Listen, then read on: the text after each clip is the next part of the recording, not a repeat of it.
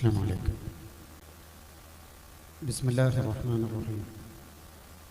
الحمد لله رب العالمين والصلاة والسلام على رسوله الأمين وعلى آله وصحبه أجمعين. أما بعد، فقد قال النبي صلى الله عليه وسلم: نعمتان مغبون فيهما كثير من الناس، الصحة والفراغ. يا سيدي يا رسول الله خذ بيدي ما لي سواك ولا ألوي على أحد، يا من يقوم مقام الحمد منفردا للواحد الفرد لم يولد ولم يلد.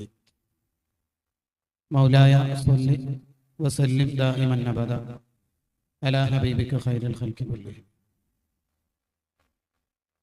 വിശിഷ്ടരായ ഉസ്താദുമാർ, സംഘാടകർ, പ്രാസ്ഥാനിക നേതാക്കൾ, ഇവിടെ ഒരുമിച്ച് കൂടിയിരിക്കുന്ന മുഅ്മിൻ മുഅ്മിനാത്തുകളെ, ശബ്ദം കേട്ടുകൊണ്ടിരിക്കുന്ന സ്നേഹജനങ്ങളെ, അല്ലാഹു സുബ്ഹാനഹു വ തആല നമ്മുടെ ഈ ഒരുമിച്ച് കൂടലിൻ്റെ ബർക്കത്ത് ഭാവി ജീവിതത്തിലും പരലോകത്തുമെല്ലാം നൽകുമാറാവട്ടെ. നല്ല കാര്യങ്ങൾ പറയാനും പഠിക്കാനും അത് ജീവിതത്തിൽ പകർത്തി ഈമാനോടെ ജീവിച്ച് ഈമാനോടെ മരണപ്പെടാനും ഈ സദസ്സ് അല്ലാഹു ഒരു കാരണമാക്കി തരുമാറാവട്ടെ. നമ്മളെല്ലാവരും അള്ളാഹുവിൻ്റെ അടിമകളാണ്. അള്ളാഹുവിൻ്റെ അടിമകളിൽ അള്ളാഹു ഇഷ്ടപ്പെടുന്നവരുണ്ടാവും, അള്ളാഹുവിനെ ഇഷ്ടപ്പെടുന്നവരുണ്ടാവും, അള്ളാഹുവിന് ഇഷ്ടമില്ലാത്ത കാര്യങ്ങൾ ചെയ്യുന്നവരുണ്ടാവും, അള്ളാഹുവിനോട് തന്നെ നിഷേധ സ്വഭാവത്തിൽ പെരുമാറുന്നവരും ഉണ്ടാവും. നമ്മൾ ആരാണ് ആവേണ്ടത് എന്ന് വഅലിൻ്റെ ആവശ്യമില്ലാത്ത തന്നെ നമ്മളെല്ലാവരും ആഗ്രഹിക്കുന്നത് അള്ളാഹുവിനെ ഇഷ്ടപ്പെടണം, അള്ളാഹു എന്നെ ഇഷ്ടപ്പെടണം എന്നുള്ളതാണ്.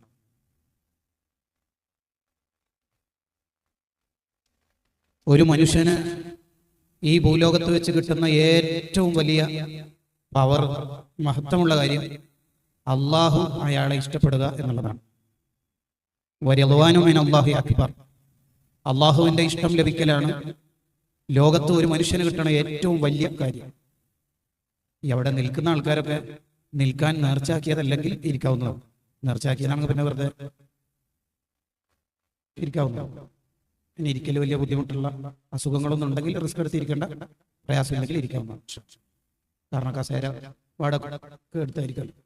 ഏതായാലും നമ്മുടെ വിഷയത്തിലേക്ക്, അള്ളാഹുവിൻ്റെ ഇഷ്ടം നമുക്ക് ലഭിക്കണം. അത് ആഗ്രഹിക്കുന്നതോടൊപ്പം അതിനുവേണ്ടി നമ്മൾ പ്രവർത്തിക്കുകയും വേണം. വരിദ്വാനു മിനല്ലാഹി അക്ബർ. അള്ളാഹുവിൻ്റെ ഇഷ്ടം ലഭിക്കലാണ് ലോകത്ത് ഒരു മനുഷ്യന് കിട്ടാവുന്ന ഏറ്റവും വലിയ പവർ. നമ്മളൊരു വീഡിയോ യൂട്യൂബിൽ അപ്ലോഡ് ചെയ്തപ്പോൾ ഒരു ദിവസം പൂർത്തിയാകുന്നതിന് മുമ്പ് 2 മില്യൺ ആൾക്കാർ അത് കണ്ടു എന്ന് വിചാരിക്കും. 10 ലക്ഷം ആൾക്കാർ കമന്റിൽ പോസിറ്റീവായ കമന്റ് നൽകുകയും ചെയ്യും. അള്ളാഹ്ക്ക് ഇഷ്ടപ്പെട്ടിട്ടില്ല. അങ്ങനെ കൊണ്ടെന്താ കാര്യം? എന്താ കാര്യം? ഇനി ലോകത്താരായാലും നമ്മളെ കാണുമ്പോൾ ഒരു വെറുപ്പുണ്ട്. കാരണം ഇയാളെ കുറിച്ച് എന്തോ ഒരു തെറ്റായ സന്ദേശം പ്രചരിച്ചിട്ടുണ്ട്. അതുകൊണ്ട് മൂപ്പരെ കാണുമ്പോൾ തന്നെ ആ മറ്റേ കുറിന്റെ പൈസ എടുത്ത് മുങ്ങിയാളല്ലേ എന്ന വർത്തമാനം ഗീബത്തും ബിൽ ഖൽബായിട്ട് ഇങ്ങനെ എല്ലാവരും അയാളെ കുറിച്ച് പറയും. അയാളെ സദസ്സിൽ വരുമ്പോൾ തന്നെ എല്ലാവർക്കും വെറുപ്പാണ്. സത്യത്തിൽ അയാൾക്ക് അങ്ങനെ ഒരു തെറ്റ് വന്നിട്ടില്ല. അയാൾ അള്ളാഹുവിന് വലിയ ഇഷ്ടം. പിന്നെന്താ പ്രശ്നം? അള്ളാഹ് ഇഷ്ടപ്പെട്ടല്ലോ. അള്ളാഹുവിന്റെ ഇഷ്ടം കിട്ടലാണ് നമുക്ക് ഈ ഭൂമിയിൽ ജീവിക്കുന്ന കാലത്ത് ലഭിക്കുന്ന ഏറ്റവും വലിയ കാര്യം. ആഖിറത്തിലായാലും അങ്ങനെ. സ്വർഗം കിട്ടുന്നതിനേക്കാൾ വലുതാണ് അള്ളാഹുവിന്റെ ഇഷ്ടം കിട്ടുക എന്നുള്ളത്. സ്വർഗം കിട്ടുന്നതിനേക്കാൾ വലുതാണ്. അതുകൊണ്ടാണ് ഹദ്ദാദ് കഴിയുമ്പോൾ ദുആ ചെയ്യുന്നുണ്ടല്ലോ, അല്ലാഹുമ്മ ഇന്നാ നസ്അലുക റിളാക. നീ നിന്റെ ഇഷ്ടം എനിക്ക് തരണേ. അത് കഴിഞ്ഞിട്ടാ ചോദിക്കണത് വൽ ജന്ന. പിന്നെ എന്തായാലും സ്വർഗം കിട്ടുമല്ലോ. സ്വർഗത്തിലെത്തിയ മനുഷ്യന്മാരോട് അള്ളാഹു ചോദിക്കും, എത്ര റാഹത്തായോ? ആയല്ലോ. ഇഷ്ടായോ? ഇഷ്ടായി. തൃപ്തിയായോ? ഓ തൃപ്തിയായി. വിചാരിച്ചൊക്കെ ഉണ്ടോ? അതിന്റെ ഒക്കെ എത്രയോ മേലുണ്ട്.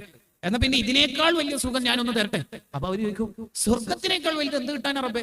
റിളായ, എന്റെ തൃപ്തി. ഞാൻ നിങ്ങളെ ഇഷ്ടപ്പെടുന്നു എന്ന് പറഞ്ഞാൽ അതിനേക്കാൾ വലുത് എന്താ ഉള്ളത്? അള്ളാഹു ഒരാളെ ഇഷ്ടപ്പെടുക എന്നുള്ളതാണ് ഒരു മനുഷ്യന് ഈ ഭൂമിയിൽ കിട്ടുന്ന ഏറ്റവും വലിയ കാര്യം. അത് കിട്ടിയാൽ വേറെ എന്ത് കിട്ടിയില്ലെങ്കിലും കുഴപ്പമില്ല. അത് കിട്ടിയില്ലെങ്കിൽ വേറെ എന്ത് ഉണ്ടായിട്ടും കാര്യവുമില്ല. അങ്ങനെ ഒരാളെ അള്ളാഹു ഇഷ്ടപ്പെട്ടാൽ, അള്ളാഹു ഒരാളെ ഇഷ്ടപ്പെട്ടാൽ ആദ്യം അള്ളാഹു ചെയ്യുക, മലക്കളുടെ നേതാവായ ജിബ്രീൽ അലൈഹി സ്വലാത്തു വസ്സലാമിനെ വിളിച്ചിട്ട് പറയും, ജിബ്രീൽ, ഞാൻ ഇന്ന ആളെ ഇഷ്ടപ്പെടുന്നുണ്ട്, എല്ലാ മലക്കളോടും പറഞ്ഞേക്ക്. അപ്പൊ നിങ്ങൾക്ക് സ്വാഭാവികമായിട്ട് ഇഷ്ടം ഉണ്ടാവുമല്ലോ. ജിബ്രീലിന്റെ ഇഷ്ടം കിട്ടിക്കഴിഞ്ഞാൽ എല്ലാ മലക്കളുടെയും സാന്നിധ്യത്തിൽ വെച്ച് ജിബ്രീൽ അലൈഹി സ്വലാം അത് പ്രഖ്യാപിക്കും. അപ്പൊ എല്ലാ മലക്കളും അയാൾ ഇഷ്ടപ്പെടും. അതിന്റെ ഒരു അടയാളാണ് മുഅ്മിനീങ്ങളുടെ ഖൽബിൽ അയാളെ കുറിച്ച് നല്ല അഭിപ്രായം ഉണ്ടാവുക. ആകാശ ലോകത്ത് ഒരാളെ കുറിച്ച് നല്ല വർത്തമാനം വന്നാൽ ഭൂമിയിലുള്ള മുഅ്മിനീങ്ങളുടെ ഖൽബിൽ അയാൾ നല്ല ആളായിരിക്കും. അത്തരം കാര്യം മരിക്കുമ്പോഴാണ് എന്തെങ്കിലും ഒരു ആത്മീയ വിലാസം നാട്ടുകാർ പറയും. നമ്മുടെ അഹമ്മദ് ഹാജി മരിച്ചു അല്ലേ? ഏത് അഹമ്മദ് ഹാജി ഇല്ലേ? മൂപ്പരല്ലേ, നല്ല മനുഷ്യനാട്ടോ. ഉടനതാ ഒരു സർട്ടിഫിക്കറ്റ് വരുന്ന നോക്കണേ നാട്ടുകാരെ വായിന്ന്, മുത്തഅല്ലിമീങ്ങൾക്ക് ഭക്ഷണം കൊടുക്കുക എന്ന് പറഞ്ഞാൽ ഉപരിക്ക് എന്തൊരു താല്പര്യം എന്നറിയാം. ഒരാൾ മരണപ്പെട്ടാൽ 4 മുഅ്മിനീങ്ങളുടെ നാവിൽ നിന്ന് നല്ല വർത്താനം പറഞ്ഞാൽ വജബത്ത് ലഹുൽ ജന്ന, അയാൾക്ക് സ്വർഗ്ഗം കിട്ടി. നബിയുനാ റസൂലുള്ളാഹി സ്വല്ലല്ലാഹു അലൈഹി വസല്ലം. നഫീസ ഹജ്ജുമ മരിച്ചത്ര, അതായത് ആ സഖാഫിസ്താന്റെ ഉമ്മ. അതെ ഉസ്താദ്മാർക്ക് ഭക്ഷണം കൊടുക്കാന്നൊക്കെ പറഞ്ഞ ആ പെണ്ണുങ്ങളുടെ താല്പര്യം എത്ര. നാട്ടിൽ ആരും അയാളിന് വരുന്നുണ്ടെങ്കിൽ 30 അടുത്തുനിന്ന് കണ്ടോ പറയുന്ന കണ്ടോ. ഇങ്ങനെ എന്തെങ്കിലുമൊക്കെ നമ്മൾ മരിക്കുമ്പോൾ ഒരു ആത്മീയ വിലാസം ഉണ്ടാക്കി വെക്കണം. അതിന് കുറെ വൺ മാൻ ഷോ സ്റ്റാറ്റസ് ഇട്ട് ഉള്ള ഉസ്താമാരെ കൂടെ എല്ലാം ഫോട്ടോ എടുത്തിട്ടൊന്നും പ്രത്യേകിച്ച് കാര്യമില്ല. എല്ലാവർക്കും അറിയാം മൂപ്പര് ഉസ്താമാരെ മുമ്പിൽ വലിയ ആളാകുന്ന ആളാണ്. അങ്ങനത്തൊണ്ടൊന്നും ഒരു നാടകം കൊണ്ടും കാര്യമില്ല. അള്ളാഹുവിന്റെ ഇഷ്ടം കിട്ടും. ഷാറാനി ഇമാം പറയുന്നുണ്ട് അൽ കൗകബു ഷാഹിക്കില് എന്ത്, ചില ആൾക്കാരെ ആലിമീങ്ങളൊക്കെ വീട്ടിലേക്ക് ക്ഷണിക്കുന്നത് നാട്ടുകാരെ മനസ്സിൽ വലിയ ആളാവാനാ. എന്റെ 4 മക്കളുടെ ഈ നിക്കാഹ് നടന്നത് എന്നാണ്, പിന്നെ ഇന്ന് എന്റെ വീട്ടിലെ മൗലിദിന് വൈകുന്നേരം ആ തങ്ങളത്തും ഉച്ചക്ക് ഓറത്തും, ഇങ്ങനെ അങ്ങനെ ഉണ്ടല്ലോ. ഇത് ഒരു സയ്യിദിന്റെയോ ഒരു ആലിമിന്റെയോ ബർക്കത്ത് കിട്ടാനല്ല ഉപരി ചിന്തിക്കുന്നത്. പിന്നെന്താ, നാട്ടുകാരെ മനസ്സിൽ വലിയ ആളാവാനാ. ഞാൻ പിന്നെ വേറെ ലെവലാണ്, ഞാൻ വേറെ ഉസ്താദുമാരുമായി ഹൈ ബന്ധമാണ് എന്ന് തെളിയിക്കാൻ ഉപരി ചെയ്യണമെങ്കിൽ വദാലിക മിൻ അസ്ബാബിൽ ഹലാക്, അയാൾ നശിച്ചു പോകുന്നതിന്റെ അടയാളവും കാരണമാണ് അതെന്ന് ഇമാം ഷാറാനി റളിയല്ലാഹു അൻഹു അവിടുത്തെ അൽ കൗകബു ഷാഹിഖ് ഫിൽ ഫർഖ് ബൈനൽ മുരീദി സ്വാദിഖ് വഗൈരി സ്വാദിഖ് എന്ന ഗ്രന്ഥത്തിൽ കൊണ്ടുവരുന്നത് കാണാം. നമ്മൾ ഒരു ഉസ്താദിനെയും ഒരു തങ്ങളെ ഇഷ്ടപ്പെടുന്നത് നാട്ടുകാരെ മുമ്പിൽ വലിയ ആളാവാനൊന്നുമല്ല. ആ തങ്ങൾ ഉസ്താദ്, ആ മഹാനായ ഉസ്താദ് അവറുകൾ എന്റെ വീട്ടിൽ വന്നാൽ ബറക്കത്ത് എടുക്കാനാണ്, ബറക്കത്ത് കിട്ടാനാണ്. അതാണ് സ്വഹാബത്ത് ഇത്ബാൻ ഇബ്നു മാലിക് റളിയല്ലാഹു അൻഹു നബി സല്ലല്ലാഹു അലൈഹി വസല്ലം തങ്ങളെ വീട്ടിലേക്ക് കൊണ്ടുവന്നപ്പോൾ ഉദ്ദേശിച്ചതെന്ന് ഫത്ഹുൽ ബാരി പറയുന്നുണ്ട്. ആ ഉദ്ദേശമാണ് നമുക്കുണ്ടാകുന്നത്. അപ്പൊ നാട്ടുകാർ ഇഷ്ടം കിട്ടാൻ വേണ്ടി എന്തെങ്കിലും നാടകം കളിച്ചുകൊണ്ട് പ്രത്യേകിച്ച് അള്ളാഹിന്റെ ഇഷ്ടമൊന്നും കിട്ടൂല. പിന്നെന്തേ, അള്ളാഹുവിന്റെ ഇഷ്ടം കിട്ടാൻ ചില മാനദണ്ഡങ്ങൾ ഉണ്ട്. എന്താണ് മാനദണ്ഡം? എന്താണ് നമ്മൾ അള്ളാഹുവിന്റെ ഇഷ്ടം കിട്ടാൻ ചെയ്യേണ്ടത്? നമ്മളൊന്ന് ആലോചിച്ച് നോക്കിയേ. നമുക്ക് അള്ളാഹുവിന്റെ ഇഷ്ടം ലഭിക്കുക ആകാശ ലോകത്തുള്ള ബില്യൺ കണക്കിന് ട്രില്യൺ കണക്കിന് മലക്കളുടെ സാന്നിധ്യത്തിൽ വെച്ച് അത് പ്രഖ്യാപിക്കപ്പെടുക. അള്ളാഹു തന്നെ ജിബ്രീലിനെ വിളിച്ചിട്ട് പറയാ, എനിക്ക് അയാളെ ഭയങ്കര ഇഷ്ടമാണ്. അങ്ങനെ നമ്മളുടെ ദുർബലരായ നമ്മുടെ പേര് പറയാന്ന് പറഞ്ഞാൽ നിങ്ങൾ ആലോചിച്ച് ഇതിനേക്കാൾ വലിയ സംഗതി എന്താ ഉള്ളത്? ഇതിനേക്കാൾ വലിയ സംഗതി എന്താ ഉള്ളത്? അള്ളാഹു നമ്മളെ ഇഷ്ടപ്പെടണം. അള്ളാഹുവിനെ നമ്മളും ഇഷ്ടപ്പെടണം. ആ ഇഷ്ടത്തിനേക്കാൾ വലുത് ലോകത്ത് ഒന്നും ഇല്ല. നമുക്ക് പൊതുവേ ഉള്ള ഒരു വിചാരം എന്ന് പറഞ്ഞാൽ അള്ളാഹു നമ്മളെ ശിക്ഷിക്കാനായിട്ട് ഇങ്ങനെ നിൽക്കുകയാണെന്നാണ് പലരുടെയും വിചാരം. മുത്തനബി പാവവും അള്ളാഹു ഭയങ്കര കടുപ്പെന്നാണ് നമ്മുടെ നാട്ടിലെ അധികം ആളുടെയും വിചാരം. മുത്തനബിനെ ഇത്ര പാവാക്കിയത് അള്ളാഹുവാണ്. വബിമ റഹ്മത്തും മിനല്ലാഹി, ഞാനാണ് തങ്ങളെ സോഫ്റ്റ് ആക്കിയത് എന്ന് അവിടുന്ന് പറയേണ്ടത്. വബിമ റഹ്മത്തും മിനല്ലാഹി, ഞാനാണല്ലോ തങ്ങളെ സോഫ്റ്റ് ആക്കിയത്. അല്ലെ, കണ്ടോ ആ പ്രയോഗം ശ്രദ്ധിച്ചു നിങ്ങൾ. അള്ളാഹുവിനെ തന്നെ പരിചയപ്പെടുത്തുന്നുണ്ടല്ലോ ഖുർആനിൽ ആദ്യത്തെ ആയത്തിൽ. എന്താ അള്ളാഹു പറയണത്? ബിസ്മില്ലാഹിർ റഹ്മാനിർ റഹീം. ഫാത്തിഹയിലെ 1-ാമത്തെ ആയത്തിൽ അങ്ങനെയാണ്. ബിസ്മി 114 തവണ ഖുർആനിൽ ഉണ്ടല്ലോ. ഒരു സൂറത്തിൽ ഇല്ല, വേറൊരു സൂറത്തിൽ 2 ഉണ്ട്. അപ്പോൾ 114 ബിസ്മി. എന്താ ബിസ്മിയുടെ അർത്ഥം നിങ്ങൾ നോക്കൂ. ബിസ്മില്ലാഹിർ റഹ്മാനിർ റഹീം. ബിസ്മില്ലാഹി, എന്റെ പേരിൽ അഥവാ അള്ളാഹുവിന്റെ പേരിൽ ആരംഭിക്കുന്നു. ആരാണ് അള്ളാഹു? അർ റഹ്മാൻ അർ റഹീം. എന്താ ഒന്നിന്റെ അർത്ഥം എന്നറിയോ? അർ റഹ്മാൻ അർ റഹീം, ഏത് ചെറിയ നന്മയും സ്വീകരിക്കുന്ന അല്ലാഹ്. അടുത്തത്, ഏത് വലിയ തെറ്റും പൊറുക്കുന്ന അല്ലാഹ്. ഇതിലെല്ലാം ഇനി വേറെ ഒന്നും ആവശ്യമില്ല.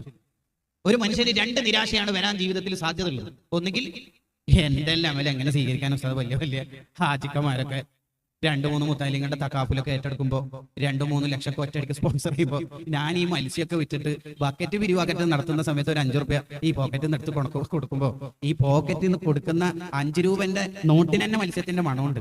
എനിക്കൊക്കെ എന്തുണ്ടാവാൻ ഉസ്താദേ? നമുക്കൊക്കെ എന്താ മലുള്ളത്? ഒന്നുമില്ല.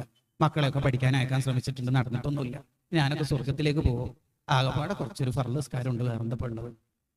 ഈ വലിയ വലിയ പ്രമാണിമാരൊക്കെ ഗ്രാൻഡ് മൗലിദൊക്കെ നടത്തുന്നില്ലേ? ഗ്രാൻഡ് മൗലിദ് എത്രയാ, ചിക്കൻ എത്രയാ, ആടും.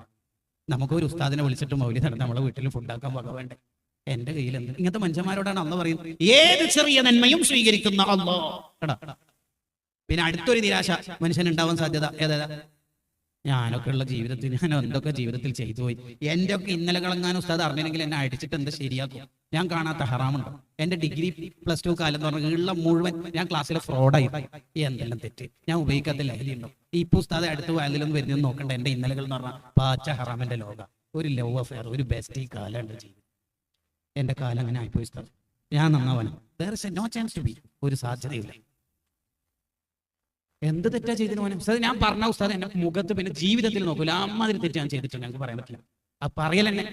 അങ്ങനെ നിരാശ ഉണ്ടാകുന്ന കുട്ടികളും ലോകത്തുണ്ടാവും. അവരോടാണ് അള്ളാഹ് പറയുന്നത്, ഏത് വലിയ തെറ്റും പൊറുക്കുന്ന അല്ലാഹ്, ഏത് ചെറിയ നന്മയും സ്വീകരിക്കുന്ന അല്ലാഹ്, ഏത് വലിയ തെറ്റും പൊറുക്കുന്ന അല്ലാഹ്. ഇതാണ് ഖുർആന്റെ 1-ാമത്തെ ആയത്ത്. ബാക്കി എത്ര ആയത്ത് വരാനുണ്ട്? അള്ളാഹിനെ കുറിച്ചൊന്ന് പഠിച്ചു നോക്കി. എന്നിട്ട് അള്ളാഹു അടുത്ത ആയത്ത് എന്താ പറയണത്? അൽഹംദുലില്ലാഹി റബ്ബിൽ ആലമീൻ, ലോകരക്ഷിതാവാണ് അള്ളാഹു. ആ റബ്ബിനാണ് സർവ്വസ്തുതിയും. ഇങ്ങനെ പറയുമ്പോൾ ഇയാൾക്ക് നേരത്തെ ബിസ്മി ഓതിയപ്പോൾ ഒരു ചെറിയ പ്രതീക്ഷ വന്നിട്ടുണ്ട്. ഓ, ചെറിയ നന്മയാണെങ്കിൽ സ്വീകരിക്കുന്നാണല്ലോ സർ പറയുന്നല്ലേ, വലിയ തെറ്റാണെങ്കിലും പൊറുക്കുമെന്നാണല്ലോ പറയുന്നതല്ലേ. അങ്ങനെ പറയുമ്പോൾ ഒരു പ്രതീക്ഷയ്ക്ക് സാധ്യത ഉണ്ട്. അപ്പോഴാണ് ഈ ആയത്ത് വലിപ്പം ബോധ്യപ്പെടുന്ന ആയത്താണ്.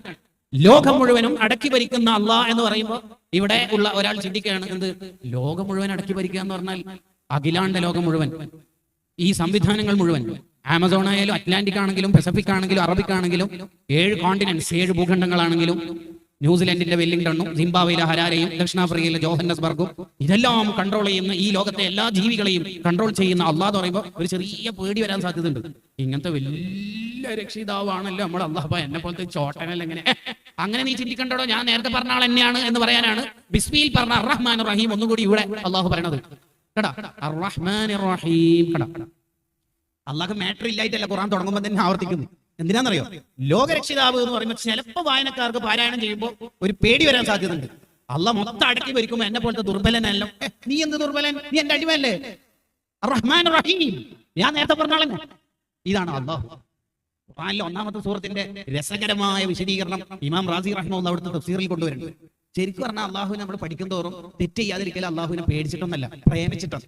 ഉമ്മാനെ നമ്മൾ അടിക്കാത്തത് ഉമ്മ തിരിച്ചടിക്കുമെന്ന് പേടിച്ചിട്ടാ അല്ല, പിന്നെന്താ? ഉമ്മാനെയാണ് ഉസ്താദ് എന്താ പറയണത്? ഉമ്മാനെ അടിക്കാനാ? എന്താ ഉസ്താദ് പറയണത് എന്നല്ലേ നമ്മൾ തിരിച്ചു ചോദിക്കല്, അല്ലെ? സ്നേഹിച്ചിട്ടല്ലേ? ഈ ഉമ്മാനോടുള്ള സ്നേഹം നമുക്ക് ആരാ തന്നത്? അള്ളാഹുവാണ്. നമ്മൾ എന്തെല്ലാം കുരുത്തക്കേട് ഇവിടുന്ന് ജീവിതത്തിൽ ചെയ്തു, എന്നിട്ട് ഇപ്പൊ എന്തെങ്കിലും ചെയ്തു അള്ളാഹു? നമ്മളെ തെറ്റ് ആരോടെങ്കിലും പരസ്യമാക്കിയ, നമ്മുടെ കൈ കാലുകൾ ഒടിച്ചു വിട്ടോ? ഒന്നും ചെയ്തിട്ടില്ലല്ലോ. അള്ളാഹ്ക്ക് അറിയാത്തോണ്ടാ? അള്ളാഹ്ക്ക് കഴിയാത്തോണ്ടാ? ഒന്നും അല്ലല്ലോ. നിങ്ങൾ ആലോചിച്ചു, നമ്മൾ അള്ളാഹുവിനെ പഠിക്കണം. അള്ളാഹുവിനെ പഠിക്കുമ്പോൾ വല്ലദീന ആമനു അശദ്ദു ഹുബ്ബൻ ലില്ലാഹ്, അള്ളാഹുവിനോട് പ്രേമം വരും, സ്നേഹം വരും. സ്നേഹം മൂത്തു കഴിഞ്ഞാൽ ഔലിയാക്കളായി തീരുന്ന ലോകം നമുക്ക് പഠിക്കാൻ പറ്റും. അതുകൊണ്ടാണ് ഔലിയാക്കൾ സ്വർഗത്തിലെത്തിയാൽ അവരോട് മലക്കൾ പറയും, പിന്നെ ആപ്പിളാ, മുന്തിരിത്തോട്ടം. മുന്തിരിയോ? എന്ത് മുന്തിരി? ഓ, ഇവർക്ക് ഫ്രൂട്ട്സ് ഇഷ്ടമല്ലേ?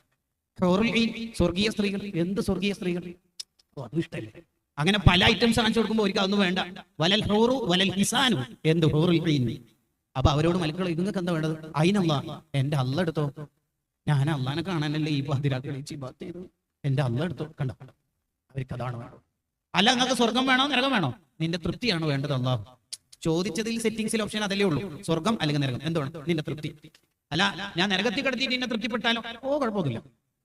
ആകും നീ എന്നെ ഇഷ്ടപ്പെട്ടാൽ അത് എവിടെ കിടത്തിയാലും കുഴപ്പമില്ല. ഇത് പ്രേമം മൂത്താലുള്ള ലോകത്താണ്. അതിന് കുറച്ച് റീൽസ് എന്നൊക്കെ ഒന്ന് ഇറങ്ങണം, ബ്ലൂടൂത്ത് ഹെഡ്സെറ്റ് ഒക്കെ ഒന്ന് മാറ്റി വെക്കണം, നല്ലൊരു പച്ചപ്പുള്ള ജീവിതത്തിലേക്ക് നടന്നു വരണം. എന്നിട്ട് ഈ സംസാരങ്ങളൊക്കെ ഒന്ന് കേട്ടു നോക്കൂ. അള്ളാഹുവിനെ പ്രേമിക്കാൻ നമ്മളൊന്ന് ഒരുങ്ങും. എന്ത് രസമായിരിക്കും ആ ലൈഫ്, എന്ത് ടേസ്റ്റ് ആയിരിക്കും അത്. എല്ലാ സമയത്തും നമ്മളെ കാത്തിരിക്കുന്ന റബ്ബ്. ലാ തഖുദുഹു സിനത്തും വലാ നൗം, ഉറക്കില്ല, തൂങ്ങി ഉറക്കില്ല. ഏത് പാതിരാത്രിക്ക് വിളിച്ചാലും കേൾക്കും, ഏത് ഉച്ചക്ക് വിളിച്ചാലും കേൾക്കും. അങ്ങനെയാണല്ലോ. അല്ലാതെ നമ്മൾ ദ്വാരക്കും അല്ല പറയാം, ഇന്നലെ വൈകുന്നേരം വരെ ഞാൻ കാത്തുനിന്നു, നീ ഇന്നാണോ വരുന്നത്? ഇല്ലല്ലോ, അങ്ങനെ ഒന്നും ഇല്ല, ഒരു കണ്ടീഷനും ഇല്ല. എപ്പോ എന്തുവായിരുന്നാലും നമുക്ക് അള്ളാഹു തരും, ഏത് സമയത്ത്. നമ്മുടെ ദുആ സ്വീകരിക്കൂലാതെ നമ്മൾ വിചാരിക്കാൻ പാടില്ല. നമ്മളെ ദുആ സ്വീകരിക്കും എന്നാണ് നമ്മൾ എപ്പോഴും കരുതേണ്ടത്. അള്ളാഹു തന്നെ പറഞ്ഞല്ലോ, അന ഇൻദല്ലാഹി അബ്ദി ബി, എന്റെ അടിമ എന്നെ കുറിച്ച് എന്താണോ വിചാരിക്കുന്നത്, ഐ വിൽ ബി ദേർ, ഞാൻ അവിടെ ഉണ്ടാവും. എന്റെ അടിമ വിചാരിക്കാണ്, ഒരു ചെറുക്കൻ വിചാരിക്കാണ്, ഡിഗ്രി PG ഒക്കെ പഠിക്കുന്ന ഒരു പയ്യൻ, +2 കാരനായ പയ്യൻ ചിന്തിക്കുകയാണ്, ആകെ 17 അല്ലെങ്കിൽ 18, 21 വയസ്സേ എനിക്ക് ആയിട്ടുള്ളൂ. എന്റെ ജീവിതത്തിൽ എന്തൊക്കെയാ ചെയ്തു പോയത്? ഞാൻ എങ്ങാനും ഇന്നോ നാളെയോ ആക്സിഡന്റ് ആയിട്ടോ മറ്റോ മരിച്ചാൽ നാളെ ആഖിറത്തിലെത്തുമ്പോൾ വായിക്കട ഏട് എന്ന് പറഞ്ഞാൽ ഞാൻ ആദ്യം വായിക്കേണ്ടി വരും 15-ാം വയസ്സിൽ പ്രായപൂർത്തി. അതൊക്കെ എനിക്കറിയാം, വായിക്കും. 18-ൽ ആക്സിഡന്റ് ആയി നാദാപുരത്ത് വെച്ച് മരിച്ചു. ബാക്കി വെക്കണം. 3 കൊല്ലം കൊണ്ട് 48,236 വീഡിയോസ് യൂട്യൂബ് റീൽസ് വഴി കണ്ടു. ഇതല്ലാതെ പിന്നെന്താ വായിക്കാൻ ഉണ്ടാവുക? ഇതൊക്കെ ഓർക്കുമ്പോൾ ഒരാൾക്ക് ഭയങ്കര സങ്കടം. അല്ലാ, എനിക്ക് നന്നാവണം, അല്ലാ എന്നെ നന്നാക്കണേ, അല്ലാ ഞാൻ നന്നാവായിരിക്കുമല്ലേ അല്ലാ എന്നൊരാൾ ചിന്തിച്ചാൽ അയാൾ അള്ളാഹു നന്നാക്കും. അതാണ് അള്ളാഹു പറയുന്നത്, അന ഇൻദല്ലി അബ്ദി ബി. എന്റെ അടിമ എന്നെ കുറിച്ച് എന്താണ് വിചാരിക്കുന്നത് അതായിരിക്കും ഞാൻ. അള്ളാഹുവിനെ കുറിച്ച് നല്ലത് വിചാരിക്കണം. അതാണ് ഏറ്റവും വലിയ ഇബാദത്ത്. അള്ളാഹുവിനെ കുറിച്ച് നല്ലത് വിചാരിക്കാൻ ഏറ്റവും നല്ല ഇബാദത്ത് അതാണ്. അല്ലാതെ ഒരു ബിസിനസ് തുടങ്ങിയിട്ട് പൊട്ടുമ്പോഴേക്ക് എന്താ ഉസ്താദ് നമുക്കെല്ലാം പറ്റിപ്പോയി, ഒന്നും ക്ലച്ച് ആവണില്ല, കൈക്കെന്തോ ഓട്ടയായിട്ടുള്ള പോലെ ഒന്നും നിൽക്കണില്ല. സിഹ്റ അങ്ങനെ ചില ആളുടെ അധികം ആളുടെയും ഫോണിൽ 2 ആപ്പ് ഉണ്ടാവും, സിഹ്ർ കണ്ണേർ. അധികം ക്ലിക്ക് ചെയ്തുകൊണ്ടിരിക്കും. സിഹ്റാറ്റം ബാധിച്ചാകുമ്പോ നിങ്ങൾക്ക് സിഹ്റയിലല്ലേ നാട്ടുകാരെ പണി. അള്ളാഹുവിനെ കുറിച്ച് നല്ല വിചാരിക്കണം. അള്ളാഹുവിനെ കുറിച്ച് നല്ലത് വിചാരിക്കലാണ് ഏറ്റവും വലിയ ഇബാദത്ത്. എന്താണ് അള്ളാഹുവിനെ കുറിച്ച് നല്ല വിചാരിക്കുക എന്ന് പറഞ്ഞാൽ? 1, എന്റെ തെറ്റൊക്കെ അള്ളാഹു പുറത്തു തരും. 2, എന്റെ നന്മകൾ എത്ര കുറവുണ്ടെങ്കിലും എന്റെ റബ്ബല്ലേ സ്വീകരിക്കും. 3, എന്റെ പ്രശ്നങ്ങളെല്ലാം എനിക്ക് അള്ളാഹു മാറ്റിത്തരും. 4, എന്റെ റബ്ബ് എന്നെ നന്നാക്കും. അങ്ങനെ വിചാരിക്കും. അതുകൊണ്ടാണ് മരണമാസന്നമായവരുടെ അടുത്തുനിന്ന് ചെയ്യൽ സുന്നത്തുള്ള കുറെ കാര്യങ്ങളുണ്ട്. 1, സൂറത്തു യാസീനും സൂറത്തു റഅദും മരണമാസന്നമായവരുടെ അടുത്ത് ഓതൽ സുന്നത്താണ്. 2, അള്ളാഹുവിനെ കുറിച്ച് നല്ലത് പറയണം മരിക്കുന്ന ആളുടെ അടുത്ത് നിന്ന്. സതേ ഞാനൊക്കെ എങ്ങനെ ജീവിച്ച ആളാന്ന് അയാൾ നിരാശയിലേക്ക് പോകുമ്പോൾ ആ നിരാശന്റെ കുഴിയിൽ അയാളെ തള്ളിയിടരുത്. അയാളോട് പറയണം, നീ അടുത്തേക്ക് പോണത് പാട്ടാളത്തിന്റെ അടുത്തേക്കൊന്നല്ലോ, അല്ലെങ്കിൽ വലിയ ഗുണ്ടാസ് ഉള്ള ആളുടെ അടുത്തേക്കൊന്നും അല്ലല്ലോ, അള്ളാന്റെ അടുത്തേക്ക് നീ എന്തിനാ പേടിക്കണത്? നീ എന്തിനാ പേടിക്കുന്ന മോനെ? നീ എന്തിനാ പേടിക്കുന്നത്? നീ അള്ളാന്റെ അടുത്തേക്കല്ലേ പോണത്? അള്ളാഹു എന്നെ എന്തിനോ ആര് പറഞ്ഞത്? ഒന്നുമില്ല. നീ അടുക്കട്ട് ലോകത്തെ ഏറ്റവും വലിയ റഹ്മത്തായ നബി സല്ലല്ലാഹു അലൈഹി വസല്ലം തങ്ങളെ നമുക്ക് അള്ളാഹു തന്നിട്ടില്ല. അതിനേക്കാൾ വലിയ കരുണയുണ്ട്. ആ മുത്തുനബിനെ നമുക്ക് തന്ന അള്ളാന്റെ അടുത്തേക്കല്ലേ പോണത്, നീ എന്തിനു പേടിക്കുന്നു? അങ്ങനെ അയാളോട് പറയൽ സുന്നത്താ. അള്ളാഹുവിന്റെ റഹ്മത്ത് പറയൽ സുന്നത്താണ്. അങ്ങനെ നമ്മൾ പറയുന്നത്. അങ്ങനെ അള്ളാഹുവിനെ കുറിച്ച് നല്ല വിചാരം നമ്മുടെ എല്ലാവരുടെയും ഖൽബിൽ ഉണ്ടാവണം. എന്റെ നിസ്കാരം കുറെ കുറവുകളുണ്ട്, എന്നാലും എന്റെ അള്ളാഹു സ്വീകരിക്കും. ഖുശൂഇന് പ്രശ്നങ്ങളുണ്ട്, തെറ്റൊക്കെ ജീവിതത്തിൽ വന്നു പോയിട്ടുണ്ട്, എന്റെ അള്ളാഹു അതെല്ലാം പുറത്തു തരും. അങ്ങനെ വിചാരിക്കണം. ചിലരുടെ സംസാരം കേട്ടവർക്ക് അള്ളാഹു മനുഷ്യന്മാരെ അമലിങ്ങനെ ഒഴിവാക്കാനായിട്ടിരിക്കുന്ന എന്തോ സംഭവമാണ്. അല്ല അല്ല അല്ലെന്ന് എവിടുന്ന് ബോധ്യാവും? ഇവിടുന്ന് എത്ര പറഞ്ഞാലും തിരിയൂല. ആഖിറത്തിലെത്തിയാൽ തിരിയും. ആഖിറത്തിലെത്തിയാൽ ചില മനുഷ്യന്മാര് നരകത്തിലേക്ക് വിധിക്കപ്പെട്ടിട്ട് പോകുമ്പോ അവര് തിരിഞ്ഞോക്കോത്ര. എന്താണ് അവര് തിരിഞ്ഞോട്ടം? പോകാൻ പറഞ്ഞാൽ പോകുന്നില്ലാതെ. അല്ല, നീ എന്നെ വിളിച്ചിട്ട് സ്വർഗത്തിലേക്ക് എത്തിക്കുന്നുണ്ടോ എന്നൊരു പ്രതി. ഓഹോ, എന്നാ പോയിക്കോ സ്വർഗത്തിലേക്ക്. അള്ളാഹിനെ കുറിച്ച് നല്ല വിചാരിക്കണം. എന്തിനധികം ഇബ്ലീസ് ലഅനത്തുല്ലാഹി അലൈഹി അള്ളാഹുവിനോട് ദ്വാരുന്നില്ലേ ദീർഘായുസിന് എന്തിനു കൊടുത്തിട്ടില്ലേ? ഇബ്ലീസ് എന്ന് പറഞ്ഞാൽ ആരാ? ഈ ലോകത്തെ ഏറ്റവും ഷർറായ ആളാണ്. അയാൾ ദീർഘായുസിന് അള്ളാഹുവിനോട് ചോദിച്ചപ്പോൾ അള്ളാഹു കൊടുത്തില്ലേ? ഇത് വിശദീകരിച്ചുകൊണ്ട് ഹാഫിദ് ഇബ്നു ഹജർ അസ്ഖലാനി റളിയല്ലാഹു അൻഹു അവിടുത്തെ ഫത്ഹുൽ ബാരിയിൽ പറഞ്ഞല്ലോ, നമ്മൾ ദുആ സ്വീകരിക്കുന്നില്ലേ നമ്മൾ വിചാരിക്കേണ്ടത്? എന്റെ ദുആ തള്ളുമെന്നല്ലല്ലോ നമ്മൾ കരുതേണ്ടത്. എന്റെ ഒന്നും ദുആ സ്വീകരിക്കുള്ളൂ ഉസ്താദായിട്ടും ദ്വാരക്കുന്നു. ആ വാക്ക് പറഞ്ഞു പോകാൻ നമ്മൾ എന്താ അള്ളാഹുവിന്റെ അടിമകൾ? നമ്മൾ അള്ളാഹുവിനോട് ചോദിക്കണം, അള്ളാഹുവിനോട് ആത്മാർത്ഥമായി ദ്വാരക്കണം. നിങ്ങൾ കേട്ടിട്ടില്ലേ, മൂസാ നബി അലൈഹി സ്വലാത്തു വസ്സലാമിന്റെ കാലത്ത് ഒരാൾ മരിച്ചു. അയാൾ മരണപ്പെട്ടപ്പോൾ നാട്ടുകാരും തിരിഞ്ഞു നോക്കണില്ല. ആരും തിരിഞ്ഞു നോക്കണില്ല. മൂസാ നബി അലൈഹി സ്വലാമിനോട് അള്ളാഹു വഹി അറിയിച്ചു, അൻ ഗസ്സിൽഹു വഖഫിൻഹു വദഫിൻഹു വസല്ലി അലൈഹി. ജനാസ കർമ്മങ്ങൾക്ക് നിങ്ങൾ നേതൃത്വം നൽകണം. ആരും നോക്കണില്ലെങ്കിലും നിങ്ങൾ അവരെ മെയിൻ ചെയ്ത് വേണ്ട പോലെ ചെയ്തു കൊടുക്കും. അങ്ങനെയെല്ലാം മൂസാ നബി അലൈഹി സ്വലാം തന്നെ ചെയ്തു. ഖബറടക്കമൊക്കെ പൂർത്തിയാക്കിയതിനു ശേഷം മൂസാ നബി അലൈഹി സ്വലാം അള്ളാഹുവിനോട് ചോദിച്ചു, വയഖാലു ഇന്നഹു ഫാസിഖുൻ. നാട്ടുകാരൊക്കെ മൊത്തത്തിൽ അഭിപ്രായം മൂപ്പര് ഫാസിഖാണ്, തമ്മാടിയാണ് എന്നാണല്ലോ. പക്ഷേ നീയാണെങ്കിൽ ഒരു നബിയായ എന്നെ കൊണ്ട് ഇതൊക്കെ ചെയ്യിപ്പിച്ചല്ലോ, എന്തേലും ഇതിന്റെ സിറുൽ അസ്റാർ, എന്തെങ്കിലും ഇതിൽ രഹസ്യം ഉണ്ടോ എന്ന് ചോദിച്ചു. അള്ളാഹു പറഞ്ഞു, സത്യം പറഞ്ഞ നാട്ടുകാർ പറഞ്ഞൊക്കെ തന്നെ ശരിയാണ്. അയാൾ തമ്മാടിത്തമുള്ള ജീവിതം തന്നെയായിരുന്നു നയിച്ചത്, ശരി. പക്ഷേ അയാൾ മരിക്കുന്ന സമയത്ത് 4-5 വർത്താനം പറഞ്ഞിട്ടുണ്ട് എന്നോട്. അയാൾ പറഞ്ഞ ഒന്നാമത്തെ വർത്താനം, അള്ളാഹുവേ എനിക്ക് സ്വാലിഹീങ്ങളെ ഭയങ്കര ഇഷ്ടം. ഇടയിൽ അയാൾ പറയാണ്, ഞാൻ സ്വാലിഹൊന്നല്ലേ, ഞാൻ നല്ല ആളെന്നല്ല, എനിക്ക് സ്വാലിഹീങ്ങളെ ഭയങ്കര ഇഷ്ടം എന്ന് വിചാരിച്ചിട്ട് ഞാൻ നല്ല ആളൊന്നും അല്ല കേട്ടാ. ആ വർത്താനം എനിക്ക് ഭയങ്കര ഇഷ്ടമായി. ആ മനുഷ്യന്റെ ഒരു താഴ്മ നോക്കും. 2, എനിക്ക് തെറ്റുകാരെ കണ്ടെടുത്താ കണ്ടുകൂടാ അള്ളാഹ്, പക്ഷെ ഞാൻ കുറെ തെറ്റെല്ലാം ചെയ്തിട്ടുണ്ടാവേ. ആ വർത്താനം എനിക്ക് വലിയ ഇഷ്ടമായി. 3, നീ എന്നെ സ്വർഗത്തിൽ കടത്താണെങ്കിൽ നിനക്ക് വല്ല നഷ്ടമുണ്ടെങ്കിൽ എന്നെ കടത്തൊന്നും വേണ്ട, എന്നെ കൊണ്ട് എന്റെ റബ്ബിന് നഷ്ടം വരാൻ പാടില്ല. ഞാൻ എന്തെല്ലോ കുതിരക്കളിയെല്ലാം കളിച്ചിട്ടുണ്ടാവും, പക്ഷെ എന്നെ കൊണ്ട് എന്റെ അള്ളാഹ്ക്ക് ഒരു കുറവ് വരാൻ പാടില്ല. 4, എന്നെ നരകത്തിൽ കടത്തുവാണെങ്കിൽ നിനക്ക് വല്ല ലാഭവും കിട്ടണമെങ്കിൽ കടത്തിക്കൊള്ളി, ഞാൻ എത്ര നരക ശിക്ഷ അനുഭവിച്ചാലും എന്റെ റബ്ബിന് കിട്ടുന്ന ലാഭത്തിന് ഒരു കുറവും വരാനും പാടില്ല. 5, എന്നെ നന്നാക്കിയോണ്ട് നിനക്ക് വല്ല ബോറുണ്ടെങ്കിൽ വേണ്ട റബ്ബേ എന്നെ നന്നാക്കൊന്നും വേണ്ട, ഞാൻ അങ്ങനെ പോയിക്കോളൂ, എന്റെ അള്ളാഹ്യായിട്ടുണ്ടാവണം, അതാണ് എന്റെ ആഗ്രഹം. എങ്ങനെയാ മൂസാ നബിയെ ഈ മനുഷ്യനെ ഞാൻ ഇനി പുറത്തു കൊടുക്കാണ്ട്? മുഅ്മിനീങ്ങളെ ചെയ്തു പോകും നമ്മളൊക്കെ ജീവിതത്തിൽ, സാഹചര്യത്തിൽ പെട്ടുപോകും. അവരെല്ലാവരെയും നന്നാക്കാനാണ് നമ്മൾ അധ്വാനിക്കേണ്ടത്. മുടി ഒന്ന് നീണ്ടുപോയാൽ അവനെ വീട്ടിൽ നിന്ന് പുറത്താക്കുക, നാട്ടിൽ നിന്ന് പുറത്താക്കുക എന്നൊക്കെ ഒന്ന് നിർത്തി വെച്ചിട്ട്, പ്രായമുള്ള ആളോടാണ് ഞാൻ ആദ്യം വയലുവാൻ. എന്താണെന്നറിയാം, ഈ പിള്ളേരെ കുറ്റപ്പെടുത്തൽ നിർത്തിയിട്ട് നിങ്ങളൊന്ന് സ്നേഹമസരണമായി ഇടപെട്ടോക്കെ വിപ്ലവങ്ങൾ ഈ നാട്ടിലും നമ്മുടെ നാട്ടിലും ഉണ്ടാവും. ആദ്യം നമ്മളിൽ ഉണ്ടാവേണ്ടത് അതാണ്. എന്തെങ്കിലും ഒരു നെഗറ്റീവ് കണ്ടാൽ അതിനെ ഊതി വീർപ്പിക്കുന്നതിന് പകരം ആ നെഗറ്റീവിനെ നല്ല ഉപദേശം കൊടുത്തിട്ട് അയാളെ ശരിയാക്കി. ഒരു ചെറുപ്പക്കാരൻ വുളു എടുക്കുന്നത് ഇമാം ഷാഫിഈ റളിയല്ലാഹു അൻഹു ശ്രദ്ധിച്ചപ്പോൾ അയാളുടെ വുളുവിൽ ചില മിസ്റ്റേക്സുകൾ ഉണ്ട്. ഇമാം ഷാഫിഈ റളിയല്ലാഹു അൻഹു അടുത്തു പോയി ഇരുന്നിട്ട് പറഞ്ഞു, ഐ ബുനയ്യ, ഓ കുഞ്ഞു മോനെ, അഹ്സിനിൽ വുളുഅ, മോനൊന്ന് വുളു നന്നാക്കും മോനെ, യുഹ്സിനുകല്ലാഹ്, അല്ലാഹു മോനെ നന്നാക്കും. ആ കുട്ടി നന്നാവും എന്നൊരു പ്രതീക്ഷന്റെ വാതിൽ ഇമാം ഷാഫിഈ റളിയല്ലാഹു അൻഹു തുറന്നു കൊടുത്തു. സാധാരണ നമ്മളെ പിള്ളേർ കേൾക്കുന്ന എന്താണ്? നീ നന്നാവില്ലടാ, നീ ഒരിക്കലും നന്നാവില്ല. ഈ ഡയലോഗ് മാത്രമാണല്ലോ കുട്ടികൾ കേൾക്കുക. ഇമാം ഷാഫിഈ തങ്ങൾ നന്നാകുമെന്ന കവാടം തുറന്നു കൊടുത്തു. അഹ്സിനിൽ വുളുഅ, മോനെ വുളു നന്നാക്കും മോനെ, യുഹ്സിനുകല്ലാഹ്, മോനെ അല്ലാഹു നന്നാക്കട്ടെ, മോനെ അല്ലാഹു നന്നാക്കും എന്ന പ്രതീക്ഷ. അപ്പോൾ ഇയാൾ ഇമാം ഷാഫിഈ റളിയല്ലാഹു അൻഹുവിലേക്ക് നോക്കി. ഇഹ്യാ ഉലുമുദ്ദീനിൽ കാണാം, ഇമാം റാസി അവിടുത്തെ തഫ്സീറിൽ ഉദ്ധരിക്കുന്നത് കാണാം. നേരെ പോയിട്ട് അടിപൊളിയായിട്ട് വുളു എടുത്തു. പിന്നെന്താ ചെയ്തെന്നറിയാം? ഇമാം ഷാഫിഈ റളിയല്ലാഹു അൻഹുവിനെ പരതിയിട്ട് പള്ളിയിൽ ഇയാൾ പോയി. എന്നിട്ട് ഷാഫി ഇമാമിന്റെ അടുത്ത് പോയിട്ട് അങ്ങോട്ട് പോയിട്ട്, ഔസനിയ ഉസ്താദ്, എനിക്കൊന്ന് ഉപദേശിച്ച് നന്നാക്കി തരുമോ? കണ്ടോ, മര്യാദയ്ക്ക് നമ്മൾ ആ കുട്ടികളെ സമീപിച്ചാൽ അസുഫ ദർസിനെ നമ്മൾ വിളിക്കാണ്ട് ഇങ്ങോട്ട് വരുമെന്നാണ് ഇതിന്റെ വ്യാഖ്യാനം. നമ്മുടെ പെരുമാറ്റ രീതിയാണ് സംഘടനാ മെമ്പർഷിപ്പിന്റെ മുന്നേറ്റം. അതാണ് ഏറ്റവും പ്രധാനം. അതാണ് ഹുസ്നു തനബ്ബുഹ് ലിമാ വറദ ഫി തശബ്ബുഹ് എന്ന ഗ്രന്ഥത്തിൽ കാണാം. നമ്മൾ പഠിപ്പിച്ചതിന് വിരുദ്ധമായി മക്കളിൽ കണ്ടാൽ മുടി നീട്ടുന്നു, അല്ലെങ്കിൽ രാത്രി വൈകുന്നു, മൊബൈൽ അഡിക്ഷൻ ആകുന്നു, അവൻ ആ കല്യാണം വേണ്ടെന്ന് വാശി പിടിക്കുന്നു, ഇങ്ങനെ നമ്മൾ പഠിപ്പിച്ചതിന് വിരുദ്ധമായി നമ്മളെ കുട്ടികളിൽ എന്തെങ്കിലും കണ്ടാൽ വിവരമില്ലാത്ത വാപ്പ ഉമ്മമാർ അവർക്കെതിരെ ശാപ പ്രാർത്ഥന നടത്തും. കിതാബിൽ പറയാം, അത് നടത്തരുത്. നീ എന്റെ മോനല്ല, നീ എന്റെ മോളല്ല, എനിക്ക് അങ്ങനത്തെ ഒരു മോനില്ല, ഞാൻ അങ്ങനത്തെ ഒരാളെ പ്രസവിച്ചിട്ടില്ല, എന്റെ വീട്ടിന്റെ ചവിട്ടുപടി കയറരുത്. ഈ വർത്താനം പറഞ്ഞാൽ ഈ കുട്ടിക്ക് പിന്നീട് നന്നാവണമെന്നൊരു തൗബയുടെ മനസ്സ് വന്നാൽ ഇനി ഏത് വാതിലാ മുട്ടുക? ആരെയാണ് ആ കുട്ടി സമീപിക്കുക? മറിച്ച് നമ്മൾ എന്ത് ചെയ്യണം? കിതാബുകൾ തന്നെ സംസാരിക്കട്ടെ. നമ്മൾ എന്താ ചെയ്യേണ്ടത്? അവന്റെ നന്മയ്ക്ക് വേണ്ടി നമ്മൾ ദ്വാരക്കണം, അവൻ നന്നാകുമെന്ന് പ്രതീക്ഷിക്കണം. അതാണ് നമ്മൾ ചെയ്യേണ്ടത്.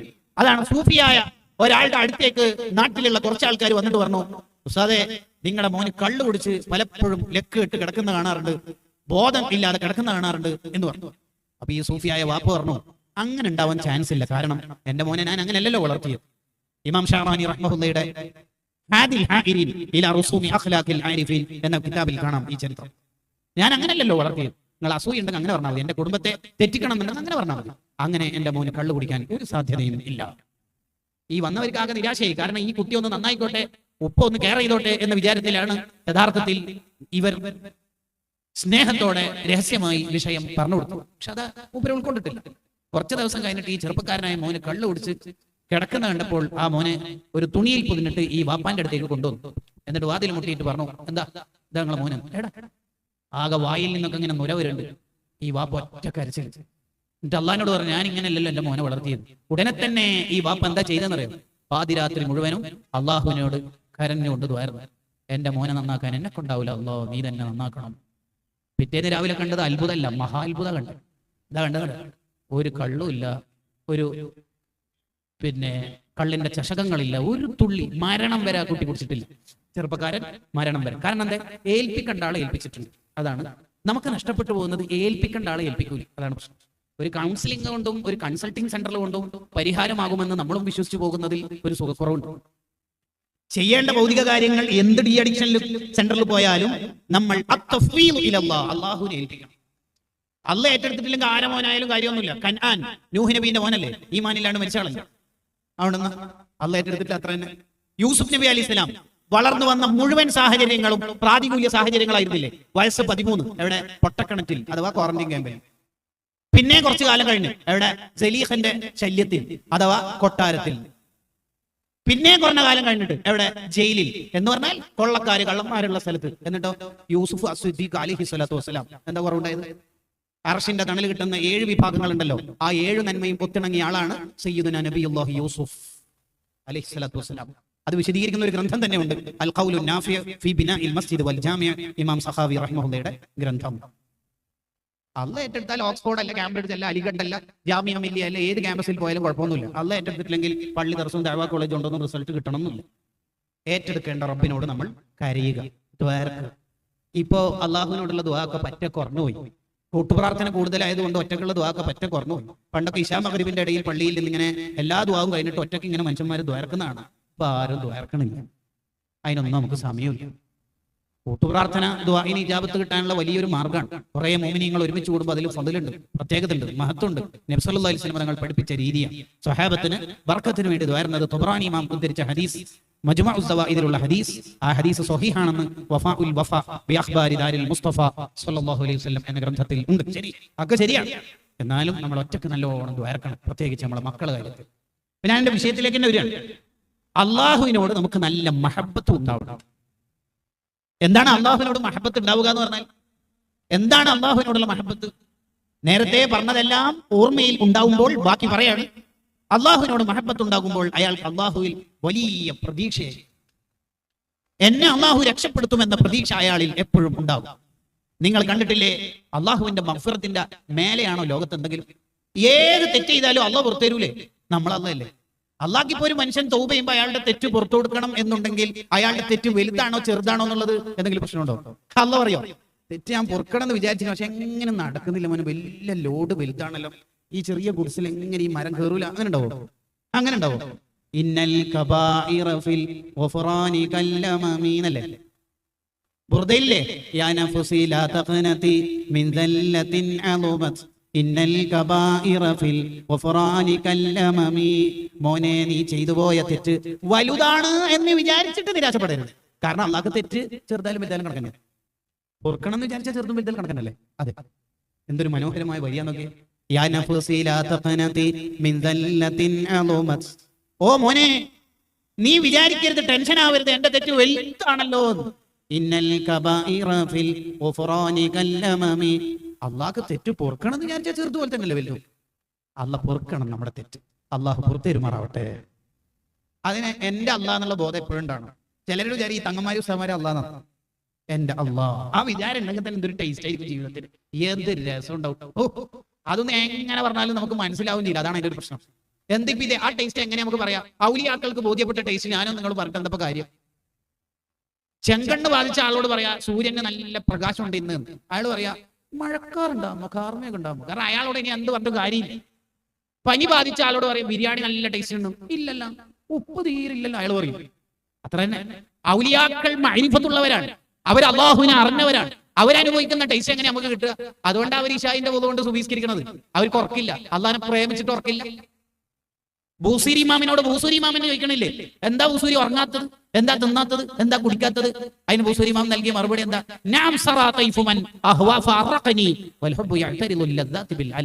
പ്രേമം തലി കയറിയാൽ പിന്നെ എങ്ങനെയാ ഉറക്കൊക്കെ ഉണ്ടാവുക? ഞാൻ പ്രേമിക്കുന്ന നബി സല്ലല്ലാഹു അലൈഹി വസല്ലം ഉറക്കത്തിൽ വന്നു പോയാൽ കിനാവായി തീർന്നു. അതുപോരാ, എനിക്ക് ഉണർവിൽ തന്നെ കാണണം, അതുകൊണ്ടാണ് ഉറങ്ങാത്തത്. അപ്പൊ ഉറക്കോയിന മൈഗ്രെയിൻ തലവേദന ഉണ്ടാവില്ലേ, കാലുകടച്ചിൽ ഉണ്ടാവില്ലേ, ക്ഷീണം ഉണ്ടാവില്ലേ? എന്ത് ചോദ്യം! നിങ്ങൾ ആരോഗ്യമാസിക വായിച്ചിട്ട് ചോദിക്കണല്ലേ? ഈ ലോകം വേറെയാ. പ്രേമം തലി കയറിയാൽ വേദന എങ്ങനെ ഉണ്ടാവാനാ?